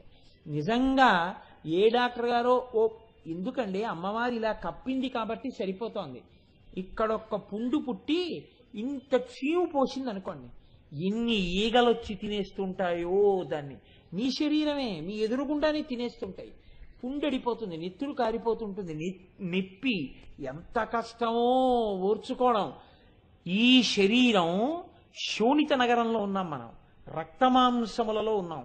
ఆ రక్తం ప్రవహించడం ఆగిన, గడ్డ కట్టిన, రంగు మారిన అయిపోయింది మన బతుకు. ఎవరు ఎర్రటి రక్తాన్ని తయారు చేసిన వారెవరు, తిప్పిన వారెవరు? అనుక్షణం తిప్పుతోంది ఆ తల్లి. ఆ బ్లడ్ ప్రెషర్ రేటు మారింది అనుకోండి, అయిపోయింది. ఊపిరి తీసేటప్పుడు ఎగూపిరి వచ్చిందనుకోండి, అయిపోయింది. దిగూపిరి వచ్చిందనుకోండి, అయిపోయింది. వడిబాయక తిరిగే ప్రాణబంధుడా అంటాడు అన్నమాచార్యుల వారు. ఒక్క వేగంతోనే రక్తాన్ని తిప్పుతున్నావు తండ్రి. ఆ 120/80 రీడింగ్ మారిందో, 1050 1025 వేసుకోవాల్సిందే. కాబట్టి ఈశ్వర, నువ్వయ్యా నిర్వాహకుడవి, ఇన్ని నావని అహంకరిస్తున్నాను, అసలు వాడివి నీకు నేను నమస్కారం చెయ్యట్లేదు. అక్షరములను తప్పుగా వాడుతున్నాను, తప్పుగా ప్రలపిస్తున్నాను, ఇష్టం వచ్చినట్టు మాట్లాడుతున్నాను, ఇష్టం వచ్చినట్టు తిరుగుతున్నాను. తెలిసిన నాడు సిగ్గు కూడా పట్టలేదు. నా భండాసురత్వాన్ని నువ్వు తీసేయి అని సిగ్గుపడడం దేవతలవడం, సిగ్గుపడకపోవడం భండాసురుడిగా నిలబడ్డం. కాబట్టి ఇది ఆణవమలము, కార్మికమలము. ఇంకొకటి చిత్రంగా ఉంటుంది, గత జన్మలలో చేసినటువంటి పాపపుణ్యాలే పునర్జన్మకి హేతు అవుతాయి. పాపం ఎక్కువ చేశాడు, భయంకరమైనటువంటి జన్మలోకి వెళ్ళిపోతాడు. అది చేసిన పాపం ఏముంటుందండి? ఆ ప్రాణి చేసిన పాపం ఏముండదు. మీ ఇంట్లో ఈ చిమ్మెట్టలు ఎక్కువ వస్తాయి, వానాకాలం వస్తాయి. ఈ చిమ్మెట్టలు వస్తే మనం ఏం చేస్తాం? చీపురు కట్ట పెట్టి బయటికి తోసేస్తాం. అది ప్రాణే, అది అరుస్తూ ఉంటుంది, దానికి ఆకలేస్తూ ఉంటుంది, అది ఏదో తింటుంది, భూమిలోంచి పుడుతుంది, కొన్నాళ్ళు ఉంటుంది, ఊడిపోతుంది, దాన్ని కాకులు తినేస్తాయి. దోమ 48 గంటలో ఎంతకాలమో జీవిస్తుంది, కానీ నెత్తురు తాగుతుంటుంది. ఎప్పుడూ కొట్టి చంపేవి, ఎవరో ఒకళ్ళు చంపేస్తుంటారు, దోమతెర కట్టేస్తారు, లేకపోతే పొగ పెట్టేస్తారు. ఇన్ని రకాలుగా ప్రాణులన్నీ కూడా చేసుకున్న పాపానికి పుట్టిన ప్రాణులలో 99 ప్రాణులు బలవన్మరణము పొందేవే. సహజముగా చచ్చిపోయే అదృష్టము ప్రాణులకు ఉండదు. ఒక లేడీ, అది చేసిన పాపమేమి ఉండదు, అరణ్యంలో పచ్చగడ్డి తింటుంటుంది, ఎక్కడో చూస్తుంది పులి. దానికి సరదా ఏమిటో తెలుసా అండి? మామూలుగా వచ్చి పట్టుకోదు లేడీని. ఎందుకంటే మామూలుగా పట్టుకుంటే నెత్తురు వేడిక్కి ఉండదు. అందుకని అది ఏం చేస్తుందంటే అరుస్తుంది. అరిస్తే లేడి పరిగెడుతుంది. లేడిని కొంత దూరం ఇచ్చి కొంత దూరం వెంబడించి పరిగెత్తిస్తుంది. ప్రాణభయంతో పరిగెత్తి కింద పడిపోయి లేస్తూ పరిగెడుతున్నటువంటి లేడి నెత్తురు వేడెక్కిపోతుంది. ఇప్పుడు వెళ్ళి కొడుతుంది, కొట్టి నాలుకతో వేడి నెత్తురు చప్పరించి తింటుంది. ఆ నోటితో పట్టుకుని మెడని అది ఈడ్చుకుపోతూ ఉంటే ప్రాణభయంతో పచ్చగడ్డి తిని బతికేటటువంటి లేడి ఏ అపకారం చేసింది? పువ్వుల్లో ఉండే మకరందం తాగి బతికే సీతాకోక చిలుక కాకి వచ్చి ఇలా పట్టుకుని కాళ్ల కింద పెట్టి 2 రెక్కలు ముక్కుతో ఇలా లాగేసి మధ్యలో ఉన్న భాగాన్ని తినేస్తుంది. 2 చేతులు పీకేసినప్పుడు ఆ సీతాకోకచిలుక ఎంత ఏడ్చిందో. కోళ్ళు మీరు చూస్తుంటారు, గుత్తులు గుత్తులు కింద కట్టేస్తారు కాళ్ళు, తలకాయలు తిరగేసేసి కర్ర వేసి చుట్టూ కట్టేసేసి తీసుకెళ్ళిపోతుంటే కింద రాళ్లకి తలకాయ తగులుతుంటే కళ్ళు తిరిగిపోతుంటే కదలడానికి వీలు లేకుండా కట్టేస్తే ఎంత నిప్పెడుతుందో. అంత్యకాలంలో ఇన్ని పాలిచ్చిన ఆవు తీసుకెళ్లి కత్తి పెట్టి కంఠాలు నరికేస్తుంటారు. ఇన్ని ప్రాణులు మనం చుట్టల్లా ఏ ప్రాణి తనంత తాను మరణించే అవకాశాన్ని కూడా లేవు. అలా మరణించే అవకాశం ఉండి మరణించే లోపల భగవంతుడి గురించి చెప్పుకోవడానికి అదృష్టమున్న ఏకైక ప్రాణి మనుష్యుడు ఒక్కడే. భగవన్నామం చెప్పగలిగిన వాడు, కనీసం తన చావు తాను ప్రశాంతంగా చచ్చిపోగలిగిన వాడు ఒక్క మనిషి. మిగిలిన ఏ ప్రాణికి అవకాశం లేదు. పొద్దున్నే అయింది, పేపర్ చదివావు, ఏదో వ్యగ్రతతో కూడిన ఒక విషయాన్ని పట్టుకుంటే దీని మీద భార్యతో మాట్లాడు తప్ప సూర్యోదయం కాకుండా సంధ్యావందనం చెయ్యి ఒక్క నాటిక చెప్పదు. దానికి పొద్దున్నే లేవాలి. ఎందుకు వచ్చిన గొడవ? ప్రాయశ్చిత్తంతో సంధ్యావందనం ఉందిగా, అది ఎంచుకుంటుంది తప్ప ప్రాయశ్చిత్తార్ఘ్యపూర్వక సంధ్యావందనం కరిష్యే అన్న మాట లేకుండా సంధ్యావందనం చెయ్యని చెప్పదు. సుఖాలనే గుర్తు చేస్తుంది, అలా ఆలోచిస్తూనే ఉంటుంది. ఎప్పుడూ అలా అలవాటు పడిపోయి ఎక్కడి దాకా వెళ్ళిపోతుందో తెలుసా అండి? ఇదే మీరు చూడండి, సింధురవ్రజ సేవిత అంటే ఎలా ఉంటుందంటే, ఆయన కూర్చుంటాడు, పక్కన పెట్టి కూడా పెట్టుకుంటాడు. ఇప్పుడు మీరు వెళ్ళి అయ్యా ఆ పెట్టి తీసి కింద పెట్టుకోండి నేను కూర్చుంటానన్నారు అనుకోండి రైల్లో. ఇప్పుడు ఆయన పెట్టి తీయడు, కొంచెం జరిపి కూర్చోండి అంటాడు. పెట్టి ఎందుకండి రైల్లో పక్కన? పెట్టి కింద పెట్టుకోవచ్చు కదా. అంటే ఆయన ముందొచ్చి కూర్చున్నాడు కాబట్టి కొంత చోటు ఉంచుకుంటాడు, తర్వాత ఏమైనా కొంచెం అలా వారగిలా పడుకోవాలనిపిస్తే ఉంచుకుంటాడు. అందుకని ఆయన ఆ చోటు మీకు ఇవ్వడానికి ఇష్టపడ్డావు. అంటే సుఖం, ఇప్పుడు సుఖం, తర్వాత సుఖం అన్నిటినీ లెక్క కట్టుకుంటాడు. ఈ లెక్క కట్టుకోవడం ఎంతవరకు వెళ్ళిపోతూ ఉంటుందంటే అసలు ఉపాధి ఉంటుందో ఊడిపోతుందో వాడికి తెలియదు, అది తెలియదు. కానీ ఎంత % వడ్డీ వస్తుంది, ఎక్కడ పెడితే ఎక్కువ వస్తుంది, ఎన్నేళ్లకి మెచ్యూర్ అవుతుంది, తన పుణ్యం అయిపోయి డబ్బు వస్తోంది, దాన్ని తీసుకెళ్లి మళ్ళీ పుణ్యకార్యం చేయడు, దీంతో ఓ పల్లకి పట్టుకోడు, నోటితో ఓ భగవన్నామం చెప్పడు, ఒక్క శ్లోకం విండవు, ఒక్క ఉపన్యాసం విండవు, ఒక్క పుస్తకం చదవడు, లక్షలు ఖర్చు పెడతాడు, ఇంట్లో 200 రూపాయలు పెట్టి 7 కాండలు రామాయణం ఉండదు. మీరు పుట్టిన దగ్గర నుంచి ఎంత ఖర్చు పెట్టారని అడిగారు అనుకోండి, కొన్ని లక్షలు ఉంటుంది. మీరు ఒక ఇంటికి వెడితే ఇంటి సంస్కారం తెలిసిపోతుంది. మీరు ఆ ఇంట్లోకి వెళ్ళినప్పుడు బోలెడన్ని పుస్తకాలు, అపురూపమైనటువంటి భగవన్మూర్తులు అవన్నీ కనపడుతున్నాయి అనుకోండి, ఆ ఇల్లు చాలా సంస్కారవంతమైన ఇల్లు, మహదైశ్వర్యం ఉన్న ఇల్లు. అందుకే కొన్ని ఇళ్లల్లోకి వెళ్ళి కూర్చుంటే ప్రశాంతంగా ఉంటుంది. ఎంత ఐశ్వర్యం ఉండనివ్వండి, కొన్ని ఇళ్లల్లోకి వెళ్ళి కూర్చుంటే ఒంటి మీద గొంగళి పురుగులు పాకినట్టు ఉంటుంది. కారణం ఏమిటి అంటే ఆ మనస్సుల్లో ఏనుగులు తిరుగుతుంటాయి. ఈ ఏనుగులు తిరుగుతున్నప్పుడు దాన్ని నీ అంత నువ్వు నియంత్రించగలవా? నియంత్రించలేవు. ఇప్పుడు మనసుకున్న లక్షణం ఏమిటో తెలుసా అండి? ఇది మీరు పట్టుకోవాల్సి ఉంటుంది చాలా జాగ్రత్తగా. మనసుకున్నటువంటి బలం ఏదో బలహీనత కూడా అదే, దాని తప్పే ఉండదు. మీరు దాన్ని ఒక్క నాటికి ఒప్పుకోను, నువ్వు లేవలసింది 5ంటికి అని మీరు లేపేశారనుకోండి, దానికి వెళ్ళిపోతున్నావు అంతే, బాత్రూంలోకి చేస్తున్నావు అంతే, స్నానం చేయించారనుకోండి, 4 రోజులు ఆగి అలారం మోగక్కర్లేదు, అదే లేస్తుంది. 5 అయింది లేద్దామా అయితే సంధ్యావందనానికి అంటే, మీరు కానీ రాజీ పడిపోయారో పడుకుంటుంది. అలా కుదరదని మీరు లేచారనుకోండి అంతే, లేస్తుంది. మీరు అలా దానికి మెల్లిగా ఇది చేశారనుకోండి, అంకుశంతో పొడుస్తూ ఉండాలి. ఎప్పుడు రణకోలాహలం, ఎప్పుడు తప్పుకుని యుద్ధం చేద్దామా అనే చూస్తుంటుంది. అందుకని రణకోలాహలం మీద సంపత్కరి ఉండాలి. సంపత్కరి అంటే ఈశ్వరుడి వైపుకి తిప్పే సంపత్తి, అది సంపత్తి. ఆవిడ్ని కూర్చోబెట్టారనుకోండి, ఆవిడ పొడుస్తూ ఉంటుంది. ఆవిడ రణకోలాహలం మీద కూర్చుని ఇలా చూస్తుంది. చూసేటప్పటికి ఇప్పుడు ఈ చిత్తవృత్తులన్నీ ఏమవుతాయి తెలుసా అండి? ఈశ్వరార్చన వైపు వెళ్ళిపోతాయి. పూర్వము తిన్నాడు, ఇప్పుడు తింటాడు. ఇప్పుడు తినేటప్పుడు తినడు, నీళ్లు జల్లి ఉమామహేశ్వర పరబ్రహ్మార్పణమస్తు అని తింటాడు. పూర్వం నోరు విప్పితే ఎవరినో నింద చేయడమే, ఇప్పుడు అలా నింద చేయడు, భయపడతాడు. అవతల వారిలో మంచి చూసి మాట్లాడడం నేర్చుకుంటాడు. ఇంతకు పూర్వం ఏ నిగ్రహం లేదు, ఇప్పుడు ప్రయత్నపూర్వకంగా నిగ్రహాన్ని అలవాటు చేసుకుంటాడు. క్రమక్రమంగా మారుతాడు. ఇది లోపల ఉన్న చిత్తము యొక్క వృత్తులను మారుస్తుంది ఆవిడ. ఎప్పుడు ఆవిడ పాదాలు పట్టుకుంటే అప్పుడు ఆ ఏనుగులు భండాసురుడిని చంపుతాయి. ఇప్పుడు ఈ లోపల ఉన్న ఏనుగులు అమ్మవారి ఏనుగులుగా మారిపోతాయి. దాని మీద సంపత్కరి కూర్చుంటుంది. మీరు ఆవిడ పాదాలు పట్టుకుని ఆవిడని అనుసంధానం చేసుకుంటారు పనులన్నీ. ఏది చేస్తున్నా అమ్మవారి అనుగ్రహం అనుకుని చేస్తుంటారు. ఇప్పుడు ఏమైపోతుంది? క్షేమం క్షేమం యోగం, చక్కగా ఉంటుంది, ఇల్లు సంతోషంగా ఉంటుంది. ఇదే సంపత్తి. ఇదే సంపత్కరి సమారూఢ సింధుర వ్రజ సేవిత. ఇది క్రమక్రమంగా ఏమవుతుందో తెలుసా అండి? ఇక్కడ ఒక గమ్మత్తు ఉంటుంది. ఈ మనసు ఎటువంటిదంటే ఎప్పటికప్పుడే జారిపోవడానికే చూస్తుంటుంది. ఇంత మీరు ట్రైనింగ్ ఇస్తున్నా అది ఎప్పుడు ఎటు వెళ్ళిపోదామా, ఎలా జారిపోదామా అని చూసి, ఇది ఎలా ఉంటుందంటే మనసు శివలింగం అనుకోండి, సైకతలింగం అనుకోండి, ఇసుకలింగం. ఇప్పుడు దానికి మీరు సహస్రఘటాభిషేకం చేయాలి. సహస్రఘటాభిషేకం చేద్దామని కుండతో నీళ్లు పోసారనుకోండి, ఇసుక చల్లాచదర అయిపోతుంది శివలింగంలోది. కాబట్టి ఏం చేయాలి?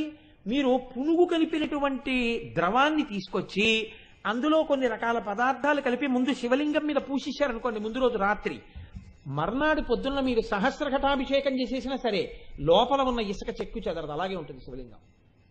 ఎందుకని? పైన పదార్థంతో పూశారు. శివలింగానికి ఏది పడితే అది పుయ్యచ్చా, పుయ్యకూడదు, పునుగుతో కూడింది పుయ్యాలి. పూసేస్తే నీరు పడిన ఇసుకకేమవదు, సైకతలింగం అలాగే ఉంటుంది. అలాగే మీరు మనసు మీద భగవంతుడి అనుసంధానం అన్న కప్పేసేసారనుకోండి, ఇప్పుడు ఇంద్రియాలు దేన్ని చూస్తున్నా మీరు ఈశ్వరుడి వైపుకి తిప్పుతూ ఉంటారు. తిప్పుతుంటే మనసు చెక్కు చెదరకుండా అలా కూర్చుంటుంది లోపల, ఏం పాడైపోదు. కానీ ఇది ఏం చేస్తుందో తెలుసా అండి? క్రమక్రమంగా క్రమక్రమంగా క్రమక్రమంగా ఆ పూతకి కన్నం పెట్టేస్తుంది.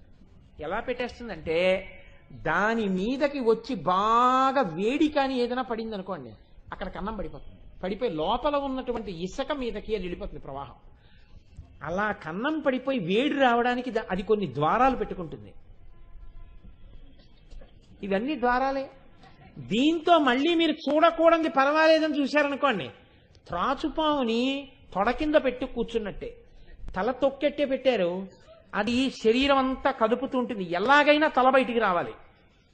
పోతుంది కదా అనుకుంటారు, కంటితో పర్వాలేదులే అన్ని ఈశ్వరానుసంధానం చేస్తున్నాను కదా అని చూడకూడదు దాని వంక చూసేశారనుకోండి, అలా చూశారనుకోండి, అంతే, ఈ పూత కన్నం పడిపోతుంది. చాలు, ఆ ఒక్కదాంతో మళ్ళీ మొదటికి వచ్చేస్తుంది. మళ్ళీ మీరు మొదటికి రావాల్సి ఉంటుంది. కాబట్టి ఎక్కడ వరకు మీరు దీన్ని రక్షించవలసి ఉంటుంది అంటే మల్లె నూనెతో అభిషేకం చేసే వరకు. మీ చేత్తో పడేది ఎప్పుడు మల్లె నూనె అయిపోవాలి. అంటే మీరు దేన్నైనా అలా చూసినా మనసు ఏం గుర్తు తెచ్చుకోవాలంటే, ఏ ఉంది ఇవన్నీ నిలకడ ఉండేవా, ఏ ఉంది ఇందులో, ఏ ఉంది, ఏమీ లేదు, ఏ అల్లరి పటాటో. ఆ వైరాగ్యం స్థిరపడిపోయింది అనుకోండి, ఇప్పుడు ఈ కన్నాల్లోంచి ఏది లోపల పడ్డా ఆ పూత చెరగదు. అంటే ఇప్పుడు సైకతలింగం మీద బంగారు తొడుగు పెట్టేశారు. ఇప్పుడు దాని మీదకి ఆ కిటికీలోంచి ఈ కిటికీలోంచి సూర్యకిరణాలు పడ్డా ఆ తొడుగు ఏమవదు, ఛిద్రం పడదు. ఆ మీరు కప్పింది బంగారు తొడుగు అయిపోయి లోపల హిరణ్యలింగం అయిపోయే వరకు మీరు పరిశ్రమ చెయ్యాలి. దీనికి మొదలెక్కడా అంటే సంపత్కరి సమారూఢ సింధుర వ్రజ సేవిత, ఏనుగుల గుంపుల మీద సంపత్కరీదేవిని కూర్చోబెట్టాలి. అశ్వారూఢాధిష్ఠిత అశ్వకోటి కోటి భిరావృత, గుర్రాలు అమ్మవారి దగ్గర కోట్ల కోట్ల గుర్రాలు. ఎన్ని గుర్రాలు ఉంటాయో తెలుసా అండి? జాతి గుర్రాలు కోటిని కోటి పెట్టి హెచ్చ వేస్తే ఎంత వస్తుందో అన్ని గుర్రాలు ఉన్నాయి అమ్మవారి దగ్గర. ఇప్పుడు ఆ గుర్రాల్లో నానా ఉత్తమాశ్వములు ఉన్నాయి, అవి ఎవ్వరికి లొంగవు. ఇన్ని గుర్రాలు లొంగాలంటే అమ్మవారు ఒకరిని నాయకురాలిగా పెట్టిందట. ఎవరావిడ అంటే ఆవిడ అమ్మవారి చేతిలో ఉన్న పాశంలోంచి పుట్టింది ఆవిడ. ఆవిడ పేరు అపరాజిత అన్న గుర్రం మీద కూర్చున్న అశ్వారూఢ. అశ్వారూఢ అన్న దేవి ఆవిడ పాశంలోంచి పుట్టి అపరాజిత అన్న గుర్రం మీద ఎక్కి కూర్చుంటుంది. ఆవిడ గుర్రం మీద కూర్చుంది అనుకోండి, ఇన్ని గుర్రాలు అదుపులో ఉంటాయి. అంటే ఏమిటో తెలుసా అండి? గుర్రాలు ఏవో బావు, ఇంద్రియాలే. మన ఇంద్రియాలే గుర్రాలు, విచ్చలవిడిగా పరిగెడుతుంటాయి. ఇంద్రియాల మీద అమ్మవారిని పెట్టారనుకోండి మీరు, అంతే అణిగిపోతాయి, చెప్పిన మాట వింటాయి. దీంతో చూడ్డానికి ఇంట్లో మీరు ఏమీ అవకాశం ఇవ్వలేదనుకోండి, మొదట్లో ఎప్పుడు ఎటు తల తిప్పినా భగవన్మూర్తి, ఎక్కడికి వెళ్ళినా భగవత్ సంబంధమే. ఇది ఏమవుతుందంటే దీని మీద అమ్మవారు కూర్చుంది. ఇంట్లో ఏదైనా వినపడింది అనుకోండి, భగవత్ సంబంధమే, అమ్మవారు కూర్చుంది. దీంతో ఏదైనా ముట్టుకున్నారనుకోండి, అన్ని పవిత్ర వస్తువులే ఇంట్లో, దీని మీద అమ్మవారు కూర్చుంది. తిన్నారనుకోండి, నైవేద్యం పెట్టే తినాలి, దాని రుచి మీద అమ్మవారు కూర్చుంది. ఇలా మీరు అమ్మవారిని ఇంద్రియాల మీద కూర్చోపెట్టడం అలవాటు చేశారనుకోండి, క్రమక్రమంగా ఇంద్రియాలకు వచ్చే లక్షణం ఏమిటో తెలుసా అండి? దాని మీద కూర్చున్న మనస్సు కూడా క్రమంగా ఏమైపోతుందంటే వీటినే చూడడానికి ఇష్టపడుతుంది. మీరు పూజా మందిరం మీకు అక్కర్లేదండి, మీరు రైల్లో వెళ్ళిపోతున్నా మీ ఇంటి పూజా మందిరాన్ని చూపించేస్తుంది మనసు. ఇగో నీ పూజా మందిరం, కుడి చేతి పక్క అరుగు, అరుగు మీద పెద్ద మంటపం, మంటపం మీద ఇదిగో ఇలా అమరిక, ఇలా సింహాసనం, సింహాసనంలో ఇలా ఉంటారు, నీకు అగరత్తులు ఇటు ఉంటాయి, దీపం ఇక్కడ ఉంటుంది, ఇదిగో ఇలా వెలిగిస్తావు, ఇలా అక్షతలు ఉంటాయి, ఇలా పువ్వులు ఉంటాయి, ఇలా తీసి ఇలా వేస్తావు, ఇలా చేస్తావు, నీకు ఆ మూర్తులన్నీ కనపడుతుంటాయి. ఎప్పుడు తలుచుకోవాలి, కానీ ఉత్తర క్షణంలో ఏమవుతుందో తెలుసా అండి? త్రిపుటి ఏకమైపోతుంది. త్రిపుటి ఏకమైపోవడం అంటే ఇక్కడ 3 ఉంటాయి, ఆ 3 చాలా జ్ఞాత తెలుసుకునివాడు నేను, జ్ఞేయము నేను ఒక దాన్ని ప్రార్థన చేస్తుంటాను తెలుసుకోవడానికి, అది జ్ఞానము తెలియుట. మీకు ఒక ఉదాహరణ చెప్పాలంటే, నేను అమ్మవారి పాదాలు చూస్తున్నాను అనుకున్నాను అనుకోండి, ఇలా ముందు కూర్చోగానే ఈ గుర్రం ఎక్కినటువంటి మనసు ఏం చేస్తుందంటే ఏ గుర్రం ఎక్కితే బయటికి వెళ్ళిపోవచ్చు చూస్తుంది. కాసేపు ఏయ్ పట్టుకో పాదాలు అన్నారు అనుకోండి, అలా పట్టుకున్నట్టే ఉంటుంది. ఒక గోళ్ళు 10 గోళ్ళు అంటుంది. అన్న తర్వాత గోళ్ళు అనగానే అది ఏం చేస్తుందంటే ఇంకో వాసన తీసుకొస్తుంది. గోల్డ్ అంటే గుర్తొచ్చింది, ఆ గోరు ఎదురు దెబ్బ తగిలి చాలా ఇబ్బంది వచ్చింది, ఆ గోరు డాక్టర్ గారి దగ్గరికి వెళ్ళాల్సి వచ్చింది, గోల్డ్ ఒకటి తీసుకోవాలి, బ్లేడ్ తెచ్చుకుందామని మర్చిపోతున్నాను, బ్లేడ్ కాకుండా నెయిల్ కటర్ అయితే బాగుంటుంది, ఆ నెయిల్ కటర్ మంచిది కొనుక్కోవాలి ఈసారి. ఈ మాట ఆఫీస్కి వెళ్ళినప్పుడు 1 గంట పర్మిషన్ పెట్టాలి, సూపర్ బజార్ వైపుకో ఎక్కడికో వెళ్ళి మంచి నెయిల్ కటర్ ఒకటి కొనుక్కోవాలి. ఇప్పుడు అమ్మవారి గోళ్ళ దగ్గర ఉన్నారా, నెయిల్ కటర్ దగ్గర ఉన్నారా మీరు? అది గుర్రం ఎక్కి పారిపోయింది. ఇలా మీరు గుర్రాలని అదుపు చేశారనుకోండి, మీరు బెంగ పెట్టుకోకూడదు. ఆ ఫోన్లో వెళ్ళిపోయావా, రా మళ్ళీ చూడు గోళ్ళు, మళ్ళీ మొదలెట్టారనుకోండి, క్రమంగా ఏమైపోతుందో తెలుసా అండి? కొన్నాళ్ళకి బండి కట్టే గుర్రం అని ఏం చేస్తారంటే కళ్ళు మూసేస్తారు, ఏమీ కనపడినవారు, కళ్ళు మూత వేసేసి ఎక్కి కూర్చుని చల్ అనగానే పరిగెడుతుంది గుర్రం, దౌడు తీస్తుంది. అలా ఇది ఏం చూస్తోందో దాన్ని వదిలేస్తుంది, లోపల ఏం చూస్తోందో దాన్ని చూస్తుంది. అలా ఎలా చూస్తుందో తెలుసండి? త్రిపుటిని ఏకం చేస్తుంది. ఇలా కూర్చుంటే వెంటనే ఇక్కడ అమ్మవారి పాదాలు చూపించేస్తుంది, చూపించేసి అమ్మవారి పాదాలు పట్టుకుంటుంది, ముట్టుకుంటుంది, తల మీద పెట్టుకుంటుంది, పువ్వులు ఎడుతుంది, దాని మీద ఉన్న బొట్టు తీసుకుంటుంది, బొట్టు పెట్టుకుంటుంది, ఆవిడ మీద వాలుతుంది, పైకి లేస్తుంది, ఆ కుంకం నాకు ఇక్కడ అంటుకుందంటుంది, అమ్మవారి పాదాల్లోంచి మంచి సువాసన వస్తుందంటుంది, మట్టెలు కనపడుతున్నాయంటుంది, మంజీరాలు కనపడుతున్నాయంటుంది, మంజీరాలకి గంటలు ఉన్నాయంటుంది, అమ్మవారు పచ్చటి చీర కట్టుకుందండి, చీరకి ఎర్రటి అంచు ఉందంటుంది.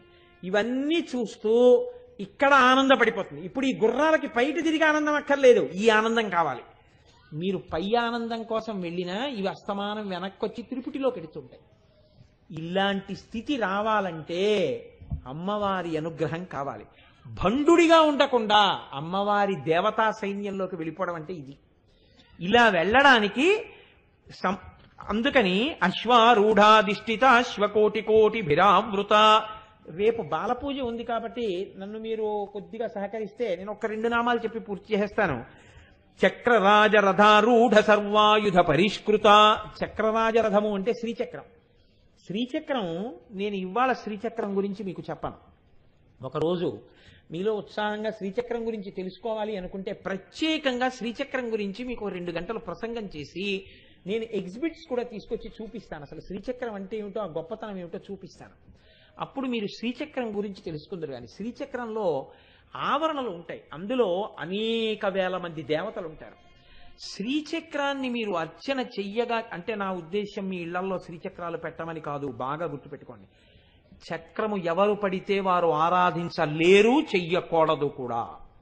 శ్రీచక్రమే అక్కర్లేదు, అమ్మవారిని ఆరాధన చేస్తే అమ్మవారి అనుగ్రహంతో ఏమవుతుంది? అమ్మవారి రథంలో సర్వాయుధ పరిష్కృత. నీకు ఏ ఇబ్బందులున్నాయో భగవంతుడి వైపుకి వెళ్ళడానికి ఆ ఇబ్బందులన్నింటినీ తీసేయగలిగినటువంటి శక్తులన్నీ ఆవిడ దగ్గర ఉన్నాయి. మీరు ఆవిడ పాదాలు పట్టుకుంటే మీరు ఎక్కడ తొట్టుపడుతున్నారో దాన్ని తొలగించి ఆవిడ చక్కగా ఈశ్వరుడి వైపుకి నిలబడుతుంది. ఇక్కడ జీవితంలో కీర్తి ఉంటుంది, క్రమశిక్షణ ఉంటుంది, ఐశ్వర్యం ఉంటుంది, శోభ ఉంటుంది, మంచి పేరు ప్రఖ్యాతులు ఉంటాయి. క్షేమం ఉంటుంది, మిమ్మల్ని నమ్ముకున్న వాళ్ళందరూ కూడా సంతోషంగా ఉంటారు. కాబట్టి ఆత్మజ్ఞానమునకు అవసరమైనవి ఏ ఉన్నాయో అవన్నీ ఆవిడ యొక్క రథంలో ఉండి మీకు ఇస్తుంటుంది.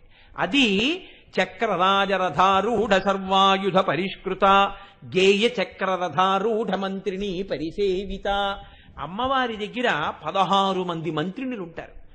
వీళ్ళ పేర్లు వింటుంటే చాలండి, ఇంట్లో పిల్లలకు కూడా బుద్ధి వైభవం వస్తుంది.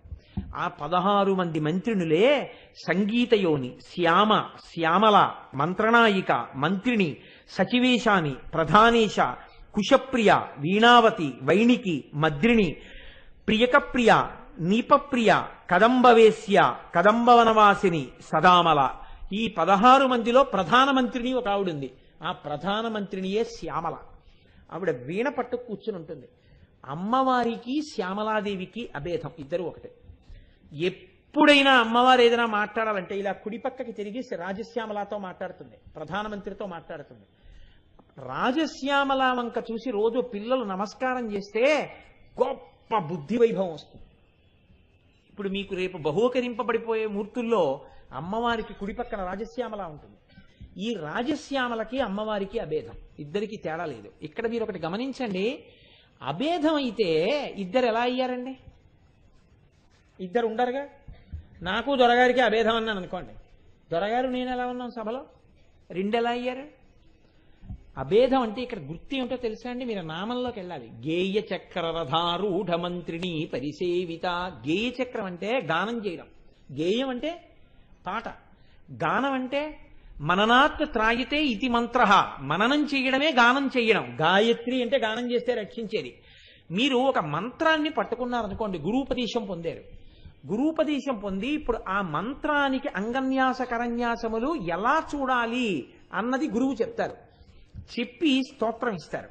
ఇప్పుడు మీరు అంగన్యాస కరన్యాసాలు చేసి ఆ మంత్రాధిష్టాన దేవత ఎలా ఉంటుందో ఊహ చేస్తూ ఆ శ్లోకం చదివారు, ప్రార్థనా శ్లోకం చదివి కూర్చున్నారు.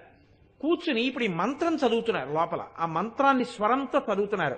మంత్రం చదవాలంటే ఏముండాలండి? ఊపిరి ఉండాలి. ఊపిరి మంత్రంగా మారుతూ ఉంటుంది.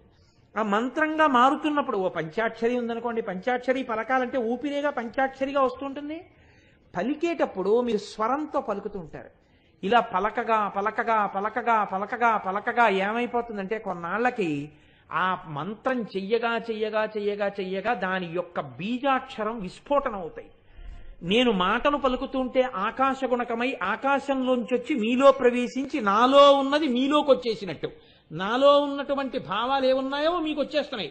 కాబట్టి కదా ఇప్పుడు నేనేమనుకున్నానో మీకు తెలిసిపోతుంది, నేను చెప్పింది మీకు అర్థమవుతోంది. అలా బీజాక్షరం విస్ఫోటనమై ఆ శ్లోకానికి అధిదేవత అయినటువంటి అమ్మవారి యొక్క దర్శనం అవుతుంది.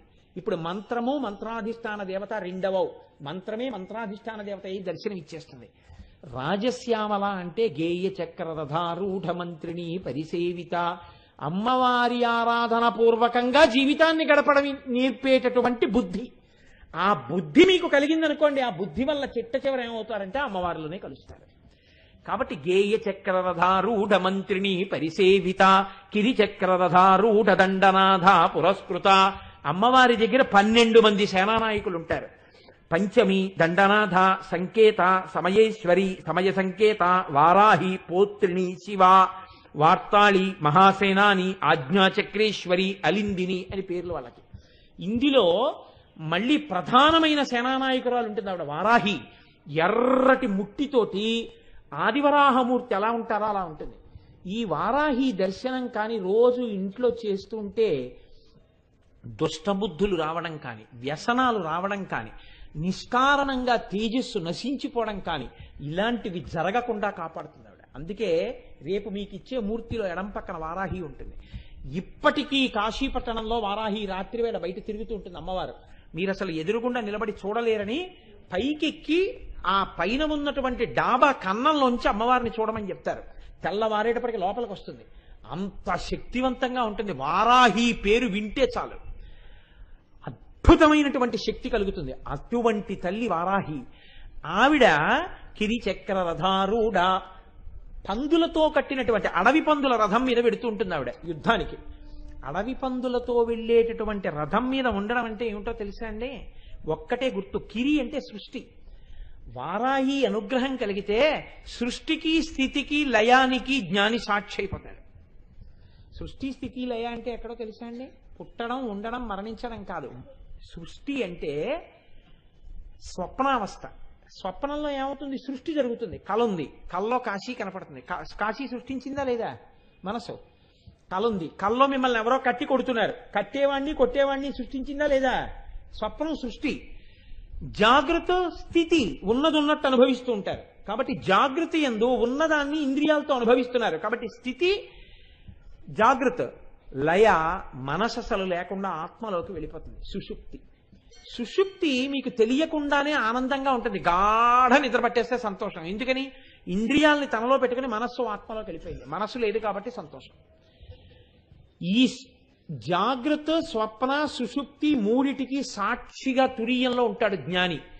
లేచి ఉండి ఇంద్రియాలు పనిచేస్తుంటే ఇంద్రియాలకి సాక్షి, నిద్రపోతే నిద్రకి సాక్షి, ఆఖరికి స్వప్నం వస్తే స్వప్నానికి సాక్షి.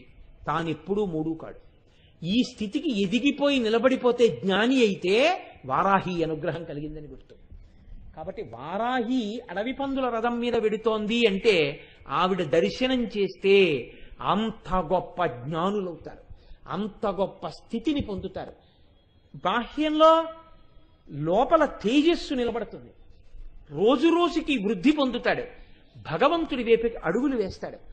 ఆయనకి శత్రువులుగా ఉన్నటి వాళ్ళు ఎవరున్నారో, అంటే ఆయనకి శత్రువులు అంటే భగవన్ మార్గంలో వెళ్లకుండా నిరోధించే వాళ్ళు ఎవరున్నారో వాళ్ళని వారాహి తరిమి కొడుతుంది. తరిమి కొట్టి ఈశ్వరుడి వైపుకి తిప్పుతుంది. కాబట్టి కిరిచక్రరధారూఢ దండనాథ పురస్కృత జ్వాలామాలిని కాక్షిప్తవహ్ని ప్రాకార మధ్యగా, ఈ నామంతో ఆపేస్తాను. ఎందుకు ఈ నామం దగ్గర ఆపాలనుకున్నానో తెలుసా అండి? ఇంత పరిగెత్తుకుని ఎందుకు వచ్చానో తెలుసా? ఇవాళే వినాలా నామాన్ని. పరమోత్కృష్టమై ఇవాళ వినడం చేత మనందరం పునీతులం అవుతాం. ఎందుచేత? శుక్లపక్షంలో వచ్చేటటువంటి చతుర్దశి తిథి నాడు మీరు పిలవకుండా ఉండేటటువంటి మహానిత్య జ్వాలామాలిని. ఇవాళ ఎవరుంటారు? శుక్లపక్షంలో ఇవాళ ఉదయం సూర్యోదయానికి ఉన్న తిథే తిథి, చతుర్దశి తిథి ఉంది. రేపు పొద్దుటికి పౌర్ణమి ఉంది. కాబట్టి ఇవాళ ప్రకాశిస్తున్నటువంటి నిత్య చంద్రకాంతిలో ఉన్న నిత్య జ్వాలామాలిని. అంటే ఆవిడ యొక్క కాంతులలోనే కూర్చుని మనం ఆవిడ గురించి చెప్పుకుంటున్నాం. అంటే ఇవాళ మీకు ఒక అమ్మవారి యొక్క విభూతి ప్రత్యక్షంగా అనుగ్రహం అనుభవంలోకి వస్తుంది. అమ్మవారి అనుగ్రహం పడుతుంది చంద్రకిరణాలుగా. అందుకని ఈ నామం దగ్గరికి రావడానికి కారణం అది. జ్వాలామాలిని కాక్షిప్తవహ్ని ప్రాకార మధ్యగా అంటే అమ్మవారుట యుద్ధ భూమికి వెడుతుంటే తన సైన్యం అంతా జ్వాలామాలిని అనే శక్తిని పిలిచిందిట. నువ్వు మన సైన్యానికి అంతటికీ అడ్డుగోడగా నిలబడు అందిట. ఆవిడ అగ్నిహోత్రం. ఆవిడ అగ్ని కింద నిలబడింది. ఇప్పుడు ఇందులోంచి విస్ఫులింగాలు వస్తున్నాయి. ఈ అగ్నికి లోపల ఉన్న వాళ్ళని అగ్ని ఏం చేయదు, కానీ అగ్ని బయట ఉన్న వాళ్ళని కాల్చేస్తూ ఉంటుంది. అగ్ని లోపల ఉన్న వాళ్ళు అగ్ని బయట వాళ్ళని కాలుస్తూ ఉంటారు. అగ్ని బయట ఉన్న వాళ్ళు మాత్రం అమ్మవారి సైన్యంలోకి వెళ్ళలేరు, ఎందుకంటే ఈ అగ్ని అడ్డుగా ఉంటుంది. ఇది అమ్మవారు తన యొక్క సైన్యాన్ని రక్షించడానికి కల్పించిన వ్యూహం. జ్వాలామాలిని పెట్టింది. దాని లోపల రహస్యం ఏమిటో తెలుసా అండి? జ్వాలామాలిని కాక్షిప్తవహ్ని ప్రాకార మధ్యగా అంటే ఎన్నో వస్తూ ఉంటాయి, ఎన్నో వెళ్ళిపోతూ ఉంటాయి, ఎన్నో చూస్తూ ఉంటాడు, ఎన్నో కదులుతూ ఉంటాయి. సుఖం వస్తూ ఉంటుంది, దుఃఖం వస్తూ ఉంటుంది. అన్నిటినీ సాక్షిగా గమనిస్తూ ఉంటాడు. ఓ మనుష్య జన్మ కదా, వస్తున్నాయి వెడుతున్నాయి, ఇవన్నీ నేను కాదు, నేను ఆత్మ, ఇవన్నీ చూస్తున్న సాక్షిని నేను జీవుడను కానంటుంటాడు. పెద్ద నిప్పుల గుండా ఉందనుకోండి, అందులోంచి విస్ఫులింగాలు వస్తాయి, నిప్పు రవ్వలు. ఇప్పుడు ఈ నిప్పు రవ్వలు నిప్పు గుండంలోంచి పైకి వెళ్ళాయి. వెడితే ఎర్రగా చీకట్లో పైకి వెళ్ళాయి. నాలోంచే వెళ్ళాయని అగ్నిగుండం సంతోషిస్తుందా? సంతోషించదు. పైకి వెళ్ళి తెల్లగా బూడిదైపోయింది. అయ్యయ్యో నాలోంచి వెళ్ళిన నిప్పు రవ్వ తెల్లగా బూడిదైపోయిందని బాధపడుతుందా? బాధపడదు. ఈ బూది పక్కన పడిపోయింది. అగ్నిగుండానికి ఏమైనా బాధ? ఏమీ లేదు, తాను జ్వలిస్తూనే ఉంటుంది. అలాగే జ్ఞాని ఏ సుఖానికి దుఃఖానికి తాను మమేకము కాకుండా సాక్షిగా ఉంటాడు. అదో తమాషా అంటుంటాడు. ఆఖరికి ఇది ఎక్కడి వరకు వెళ్ళిపోతుంది అంటే తన శరీరమే పడిపోతుంటుంది. అవును, ఇది పడిపోవాలి కదా, ఇది పడిపోతోందని ఈ పడిపోవడాన్ని సాక్షిగా చూస్తాడు. భగవాన్ రమణులు చూసినట్టు ఇది పడిపోతోందని, పడిపోతున్న శరీరానికి తాను సాక్షిగా ఉంటాడు. నేను అది కాదది పడుతోందంటాడు. మనం చూడండి, డాక్టర్ గారి దగ్గరికి వెడితే ఎక్కడ నొప్పి అంటే ఇక్కడ నొప్పి అంటాం. నాకు ఒంట్లో బాగులేదని వెళ్ళినవాడు నీకు ఒంట్లో బాగులేదంటే ఏమిటా అంటే ఇక్కడ నొప్పిగా ఉందండి అంటాడు. ఇక్కడ నొప్పిగా ఉంది అండి అంటే ఇక్కడ నొప్పిగా ఉందని తెలుసుకున్నవాడు వాడికి నొప్పి ఉంటే వాడు ఈ నొప్పిని తెలుసుకోలేడు. నొప్పి లేనివాడే నొప్పి ఉంది అని నొప్పిని తెలుసుకుంటున్నాడు. ఏది తెలుసుకుంటోందో దానికి నొప్పి లేదు, ఏది నొప్పెడుతోందో అది ఉండేది కాదు, దానికి వికారాలు ఉన్నాయి. కాబట్టి ఇప్పుడు ఆయన నొప్పికి సాక్షి జ్ఞాని. ఆయనకి నొప్పి ఉండగా ఉంటుంది శరీరానికి, ఆయన సాక్షి. నేను ఆ నొప్పితో మగమే అయ్యి బాబోయ్ నొప్పి, అయ్యి బాబోయ్ నొప్పి అంటాను. జ్ఞాని సుఖదుఖములకు సాక్షి, అజ్ఞాని సుఖదుఖములకు మమేకం అవుతాడు.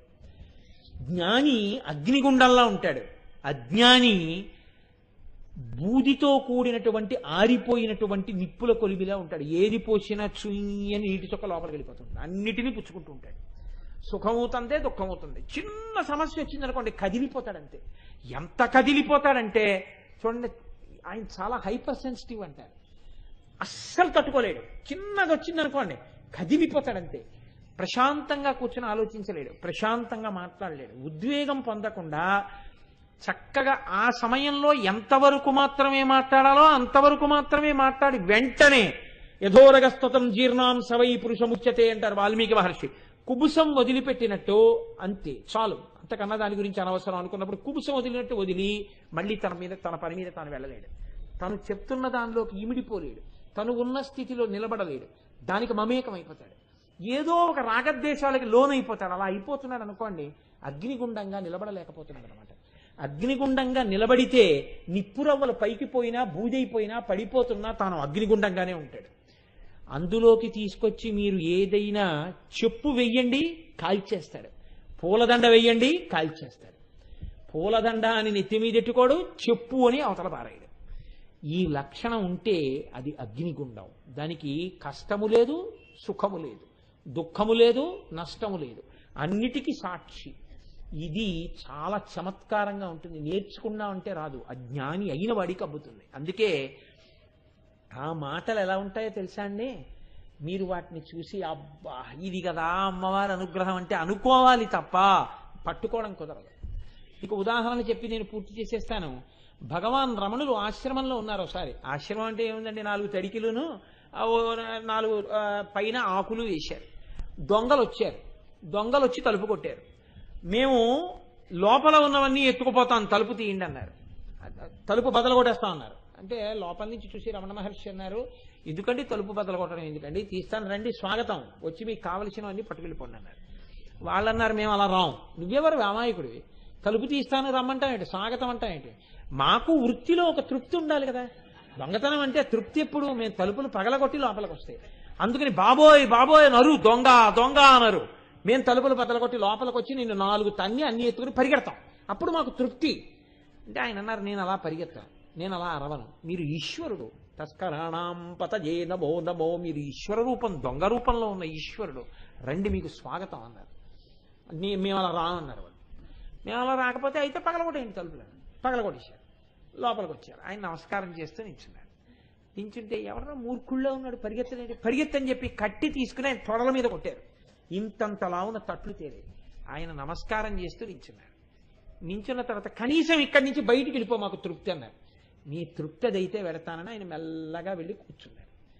ఆయనతో ఉన్న 4-5 ఆయన దగ్గర కూర్చుని తొడల వంక చూశారు. ఆయన ఒక గోచి పెట్టుకుని ఉండేవారు. ఇంతంత తట్లు తేరిపోయి ఉన్నాయి.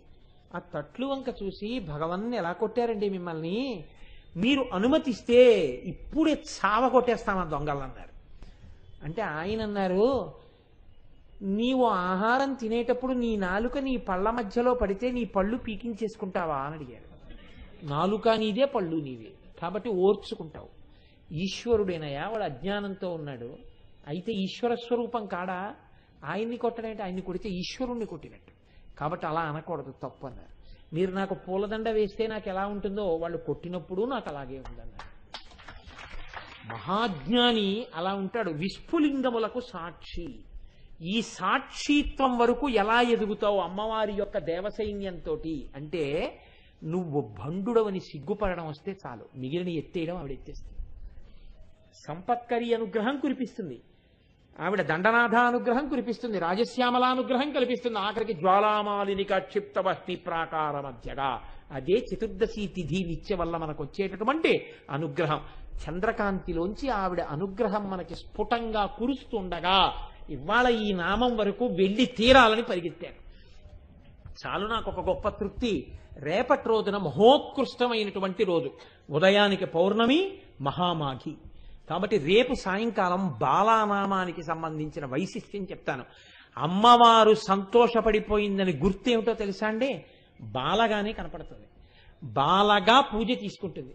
బాలగా పూజ తీసుకునేటప్పుడు వాళ్ళ అమాయకపు నవ్వులు, ఆ చిన్న పిల్లలు వాళ్ళ కాళ్ళు కడిగిన నీళ్లు తల మీద పడితే చాలు కోట్ల జన్మల పాపములు పోతాయి. రేపు బాలానామం వస్తోంది కాబట్టి ఉపన్యాసాన్ని తొందరగా పూర్తి చేసి రేపు ఇక్కడ ప్రత్యేక వేదిక వేస్తారు. 3 బాలలకు అర్చన జరుగుతుంది. 3 సత్యం బాలలకి అర్చన చేసి ప్రసాదాన్ని, ఆ కాళ్ళు కడిగిన నీటిని అందరి మీద ప్రోక్షిస్తారు. విశేషించి సూర్యోదయానికి పౌర్ణమి తిథి, అంత మహోత్కృష్టమైన రోజు. కాబట్టి రేపు చక్కగా మనం అమ్మవారి యొక్క ఆ వైభవాన్ని అనుభవించి సంతోషించదముగాక.